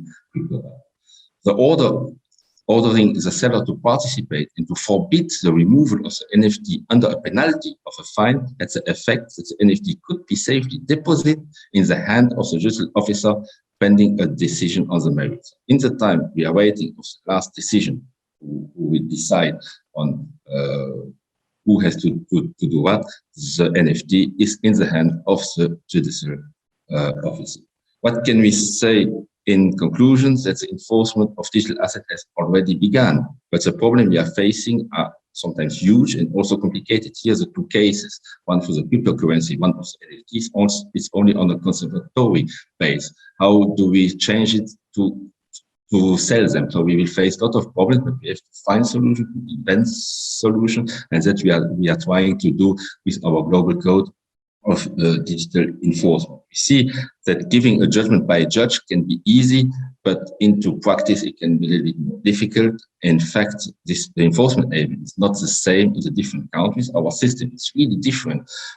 Before I take the example from Belgium and Germany, it's really not the same profession, and it's also necessary. One of the big points also because we are only facing with a lot of cross-border cases that the judgment can travel also freely in all countries. For Europe, it's almost really easy. We have Brussels one with regulation, but in the rest of the world, it remains complicated. And therefore, I want to point out the importance of the judgment convention from the convention, which allows this free circulation, and we only can hope that a lot of countries will accept this judgment convention and sign it and ratify it, so the judgment can travel on a freely base all over the world.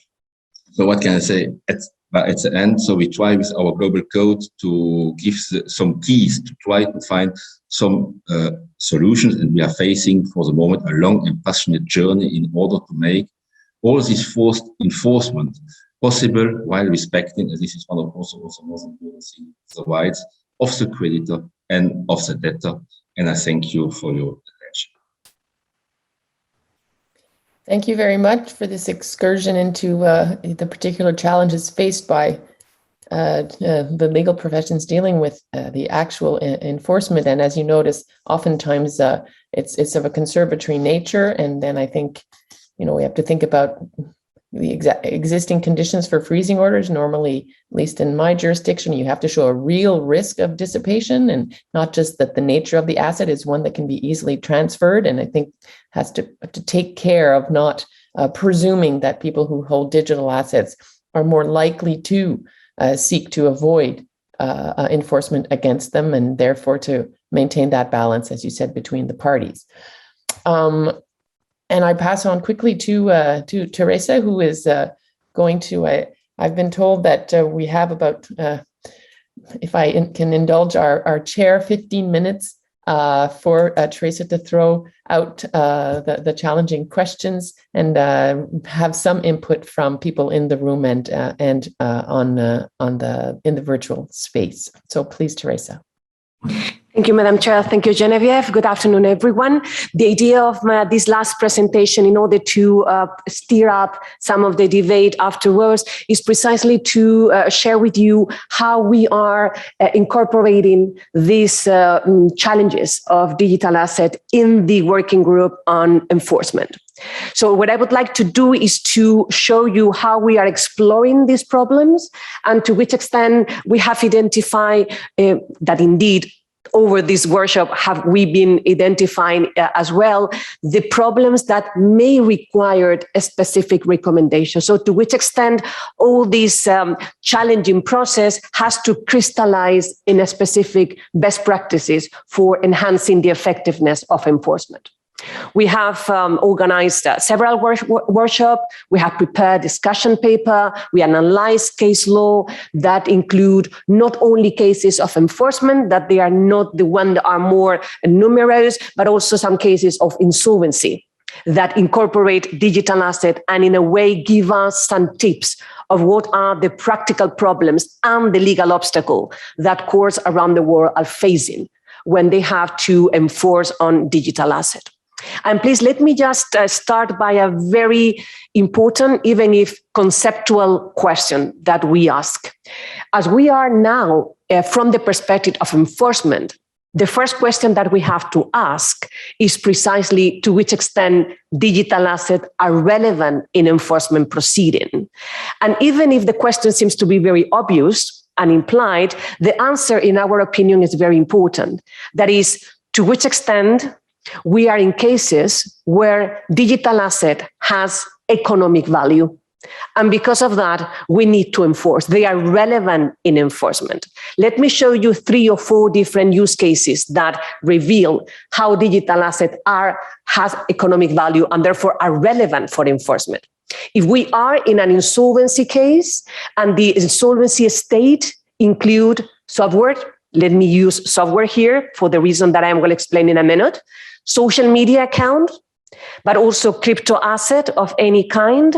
So is this enhancing the economic value of the insolvency state and is going to be relevant for the purpose of evaluating the insolvency state? The answer is clearly yes, and therefore that is going to be relevant in order to ensure that the value is going to be maximized in the insolvency proceeding. Let me use another example. If we are in a case, for example, of damages claim, to which extent we can, for example, enforce a garnishment against an account, being this account not a bank account with money, but we have an account that has cryptocurrencies. So we have another case where we have to apply traditional enforcement method in a case where digital assets are indeed given the economic value that we need to enforce that particular creditor right. Or we might be in a situation, for example, of simply breach of contract. So in this contract, one of the obligations is precisely to deliver a non-fungible token of any kind, and the party that is obliged to do that is breaching the contract. So we have a situation of non-delivery. So our right, the right that we want to enforce, is precisely the right of delivery. So this is the first step. Seems to be, I insist on that, very obvious, but unless we respond in affirmative to this, we don't go to the next step. If that is the case, we have to be sure that the enforcement practices, the enforcement procedure, the enforcement method, they work properly when we have digital asset. That is the key question that we are raising in our project, effective enforcement, when we have digital asset.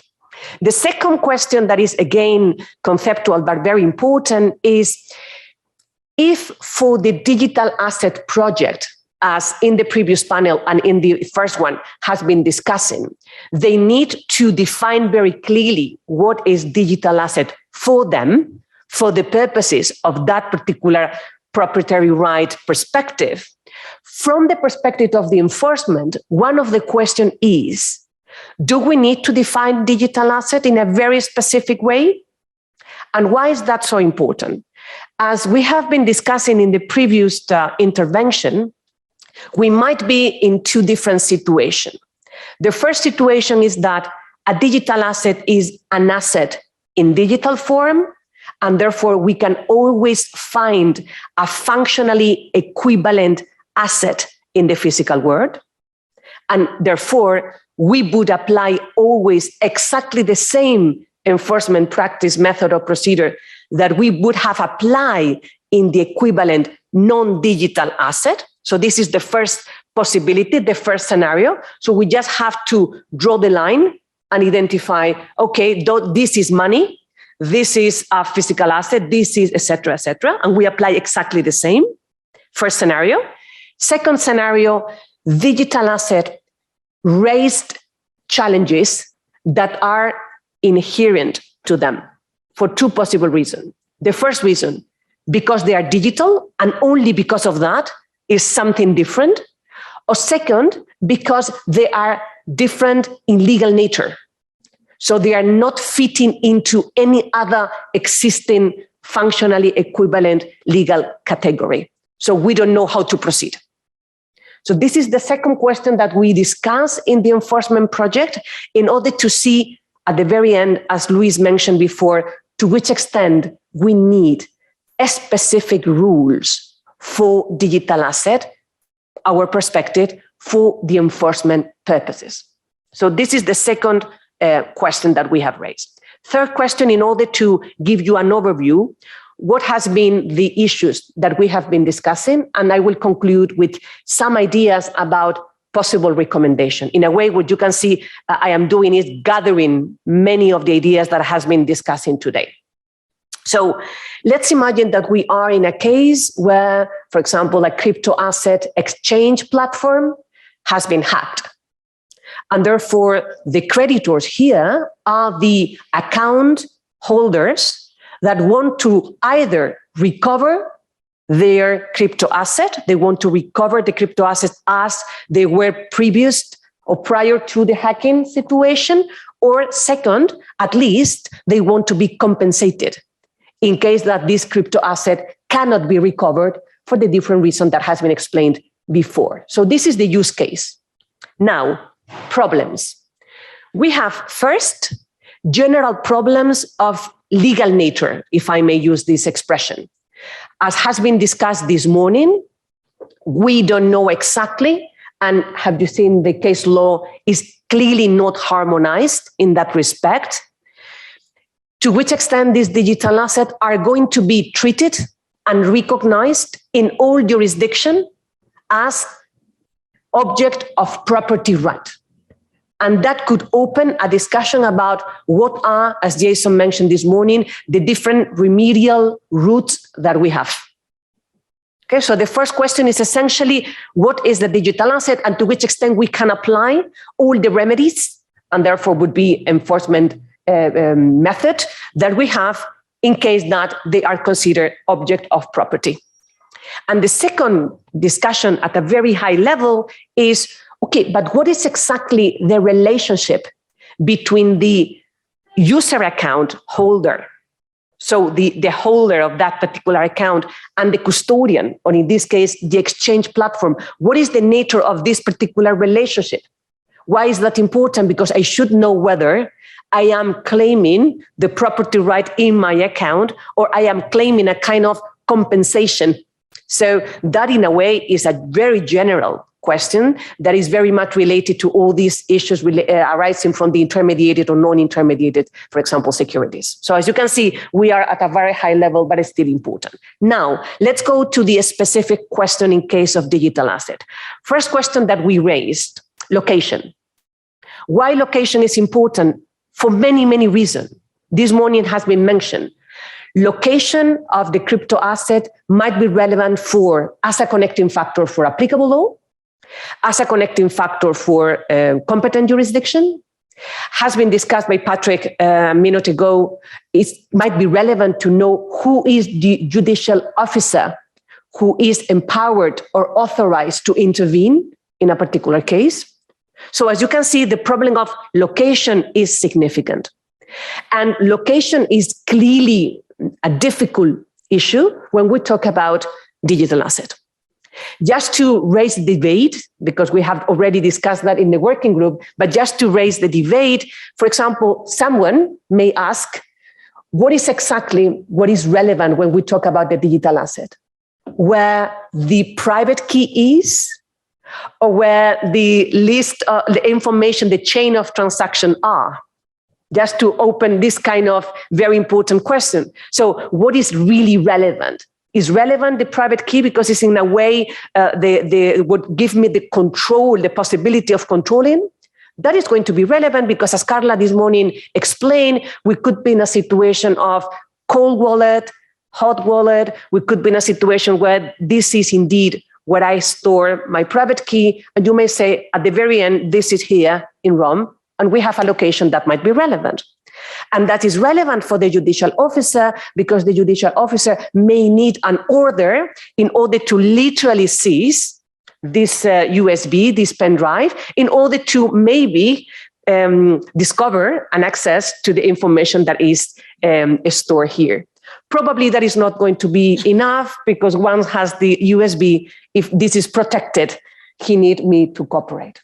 So as you can see, first issue, location. And that could be relevant as a kind of recommendation. Second issue that we discussed. The second issue that we discussed was related to cooperation. So there are different hold it methods.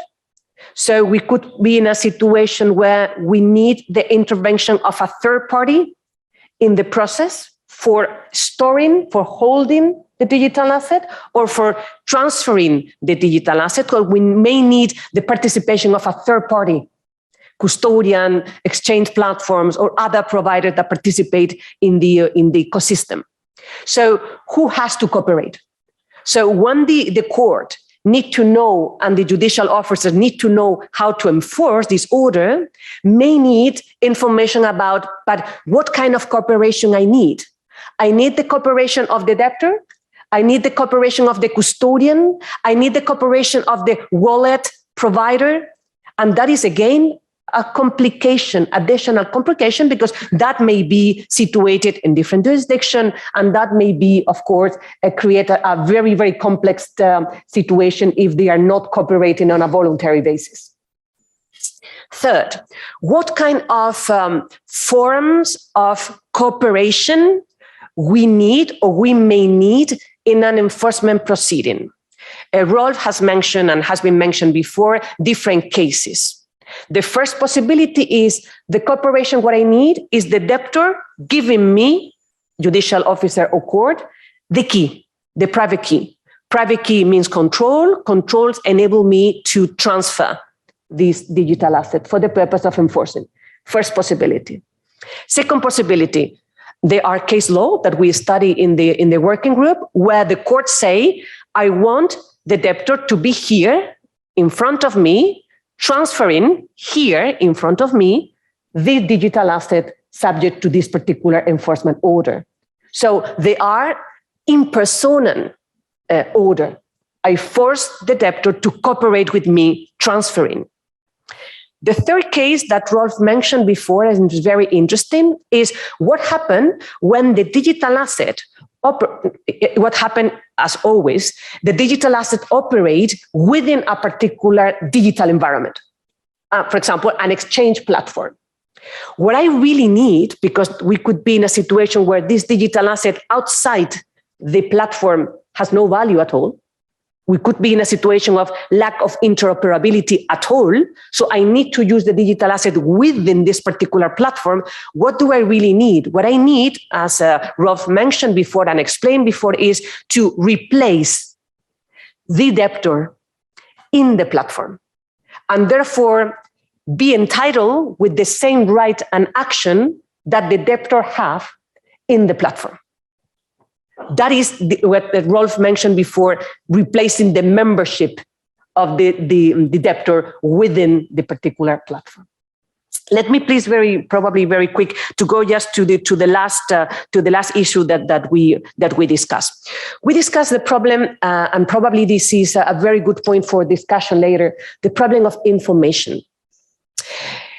There is here probably a variety, a constellation of cases that are completely different. On the one hand, there are cases where digital assets seems to be extremely opaque.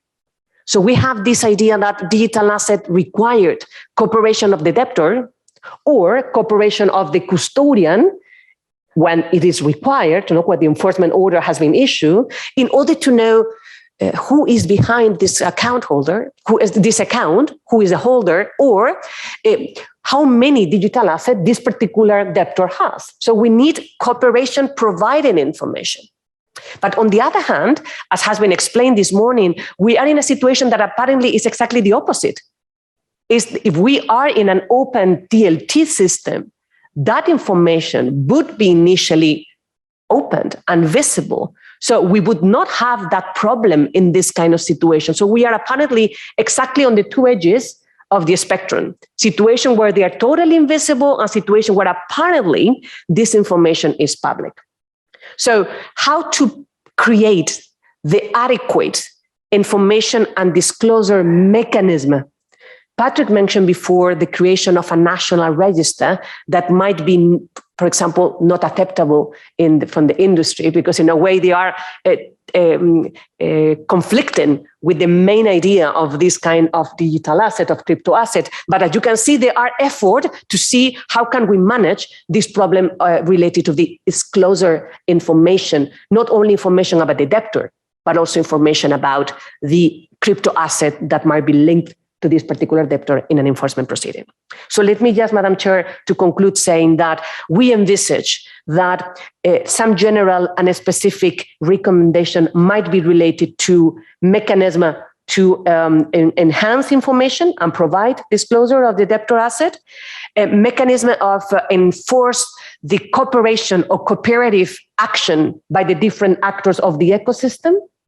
Third, recommendation related to the forms of enforce in practice, this idea of in rem, in personam, this membership replacement that we have been discussing before, and definitely to clarify for the benefit of the judicial officer and the court to which extent the location should be predicted properly in order to avoid situation of uncertainty or conflict of law. I stop here. Thank you very much, Madam Chair and Genevieve. Thank you. Thank you very much, Teresa. So given the time, I've noticed we've seeped into the final discussion. And given the fact that our chair was going to deal with any interventions because I'm unfortunately remote, I think I will just pass it on for the chair to decide how to proceed. But I would like to thank our three panelists for their presentation. So if you can join me in giving them a round of applause. Thank you.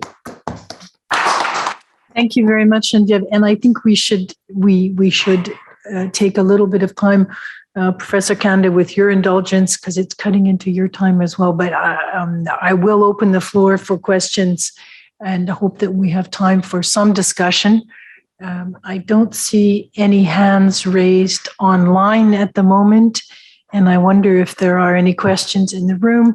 Carla, go ahead. You have the floor. So I wanted to and at first I wasn't sure I was going to ask the question, but since Teresa raised it again at the end, I am going to ask the question. And the question is about this national registry that people would, if you own digital assets, like be required to register them and say how much you have or exactly what you have. So I was confused from the presentation whether that's a law that already exists somewhere.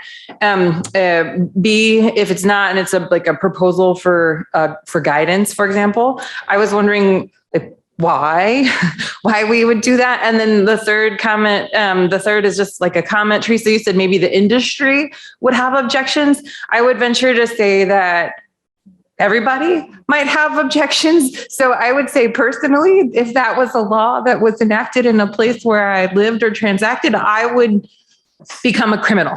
I personally would not comply with such a rule for a variety of reasons. Okay, Thank you, Carla. In fact, we had some discussion about that at lunch. And I'll give the floor to Patrick Keelan in a second. And so the question is, I think this was a recommendation, but an additional question is, was this intended to be a public registry, a publicly accessible registry? And I think if I understood correctly, this was a registry that was perhaps accessible only to judicial officers in the area of enforcement. But I'll give the floor to Patrick, perhaps. So just one follow-up question is, even still, what about financial privacy? It certainly raises some issues. So Patrick, perhaps I can give the floor to you for a brief response. Yes, I will try to make a brief response. I think this national registry exists in France. I think so. So it's the same. We have assets. We have on one side we have the creditor, on the other side we have the debtor. And if no one never have access to some information, we can never enforce. I have access in Belgium to the immovable goods. I have access to the employee of the debtor. I have access to in some condition to the bank accounts. Why should we do handle the digital assets on the other way than the other assets? But on the other side, we have very strong conditions to have access, not to give access to everyone, everywhere. And yes, this is I think the most important issue. But on one side, if I have cryptocurrencies and I see, okay, I have a lot of money in cryptocurrencies, I make a lot of debts, and the creditors will never pay. So it's also a thing in a world where we cannot live. So we have to find some issues to respect the rules of private of your financial goods you have. But on the other side, if you want not to pay your debts, that someone can have access in some strong condition to these assets. Are they classical assets or are they now the new digital assets? Thank you very much. And in the room, Pepa Broca, go ahead. Yes, thank you. I can fully understand the willingness to have some kind of database and to see who is owning how much cryptocurrencies and whatever digital assets. But from practical point, it's impossible. So how you will oblige to register? Even I do have a lot of investments in cryptocurrency, and I change them sometimes in 10 minutes and just playing and selling, buying, sometimes winning, sometimes losing. So when I will, then I have to spend half of the day just reporting what I earned, what I lost, and who will deal with this. It's I think it's unrealistic. And sometimes I think, so it's good to know, I think even if you have to issue in order, and so it's good to know to ask whether you have digital assets, and then you can impose it, and then you can see what exactly do you have and how much do you have. And this is also relates to other assets in real life. So of course it's different if we talk about like vehicles or real estate or particularly registered bank account. But I think it's practically impossible. And this, even if this, and there's no registry in France. And even if we would make this kind of duty, these facts would not be reliable. They are changing in a second. And if we go to algorithmic trading, they're changing really every second. So I think it's not reliable, even if it would be imposed. Thank you. Thank you. So even if the industry would actually accept that kind of regulation from a practical perspective, it's not feasible. Thank you. Any other comments or questions? No? One online? Professor Shi, please go ahead.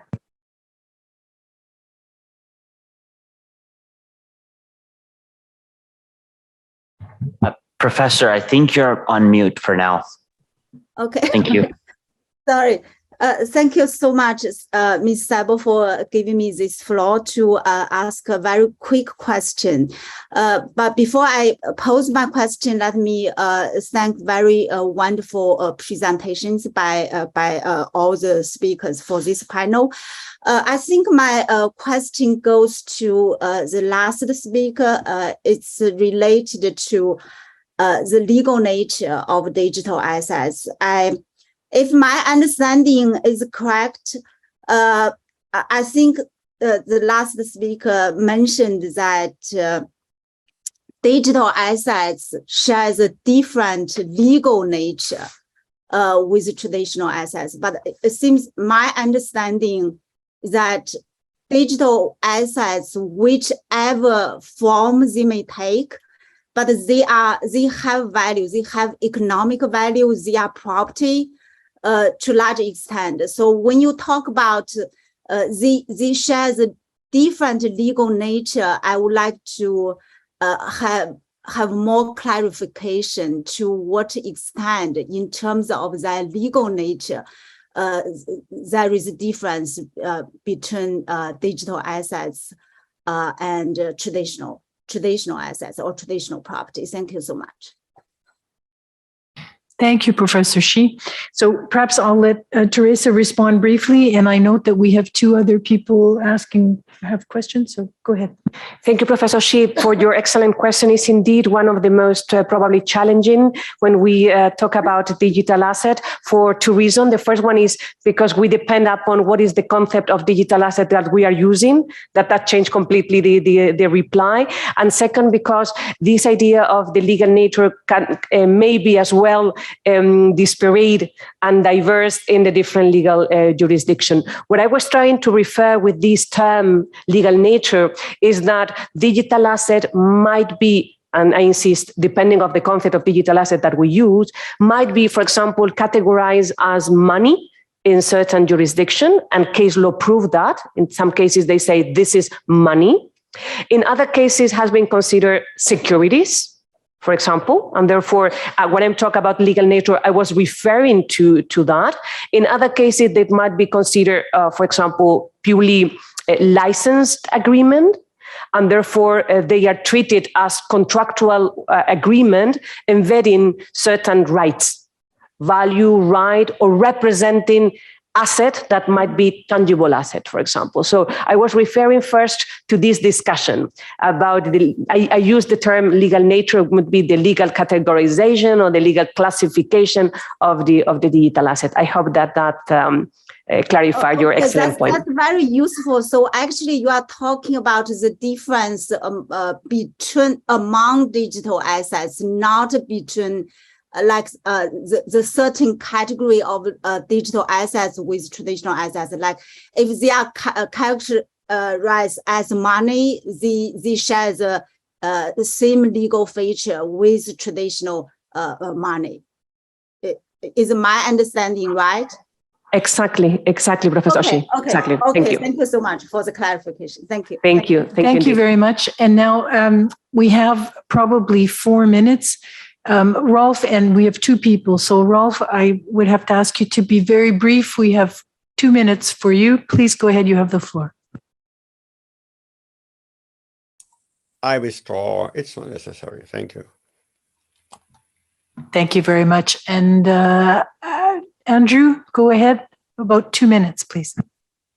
Thank you. 2 brief points. First, forensic tracing of crypto assets has proven to be extremely effective and continues to get better on a daily basis. I get the sense that some of the tendencies towards suggesting registries and some surveillance and types of strategies that would seem to implicate pervasive privacy implications are being offered because of the implicit suggestion that tracing is not effective. So that's point 1. Point 2, there is scholarship that suggests that limited post-judgment registration of known crypto assets that are unavailable for the purposes of allowing regulated intermediaries to sweep those up if they are transacted through those intermediaries could be a solution. It would require a pretty significant investment from a legislative standpoint of imposing a bunch of new expensive duties on regulated intermediaries.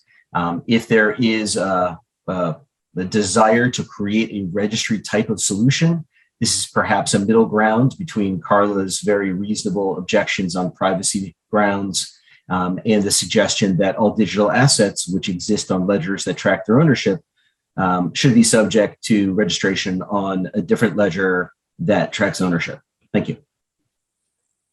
Thank you very much. Geneviève, is there a 30-second last few words for this panel? Well, actually, I think that point was good. It was showing us that, we have to, even though there might be very continuing similarities between existing types of assets and digital assets, they take various forms. We, I think, should start with looking for functional equivalence as opposed to thinking we have to reinvent the wheel. But I think the last point of saying, there might just be slight variations on the way we do things that could help, and that the technology is evolving continuously. So the tracing techniques, I think, will take care of the people who are, in bad faith, trying to dissipate or hide their crypto assets to avoid their judgment creditors. But I think it's inevitable that there will be more regulation. Who is going to be regulated, I think, might be part of the bigger question. And for at least for the working group on the best practices for enforcement, we are very aware of the dynamic nature, right, of the context. So one of our challenges is to decide where we want to express some guiding principles, but that they would be future-looking and responsive to the expected both evolutions in the digital assets themselves, but also in the ways in which they can be identified, traced, and become better subject to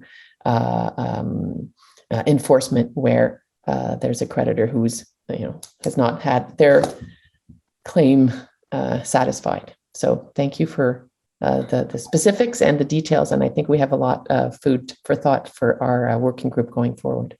Sorry, Thank I you. think that was more than 30 seconds. That's okay. That goes back, I think, to Jason's comment this morning, formulating principles when we're at Horizon 1 and we have Horizon 2, 3, who knows, down the road. And it's a challenge to formulate something today that is still going to have use and value tomorrow. We're already over time, but we still have, I think we probably don't have time for a final discussion. But Professor Kanda, may I turn it over to you for some final thoughts, perhaps? Hideki? Thank you very much, Catherine, and for this opportunity. And I learned a lot, and the discussion was wonderful. And I very much appreciate all the discussions. So allow me to perhaps let's say, one general observation of mine. And that is to say, I think the basic question is what technology changes and what technology does not change. The answer is we just don't know. We just don't know in the area of enforcement either. Why? I think there are two background reasons or the two phenomena that we observe today. One is the various tensions being acute than ever. And the other is more a trend for the humanlessness, sort of what I call it. So various tensions. It is two. One is speed. Speed of change and speed of new transactions and speed of enforcement is very fast and they change all the time. So the speed of change is really great today. But of course, law doesn't change unless you change. The statutes especially, unless you have new legislation change, the statutes remain.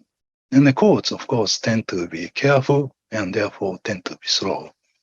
So this tension between the high speed or the fastness of technology and markets on one hand, and the, I wouldn't say slowness, but the being slow perhaps on the traditional judicial sector, it's acute than ever, I think.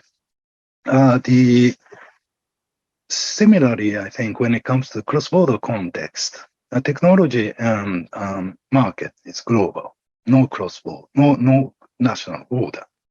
Whereas, of course, our laws are national.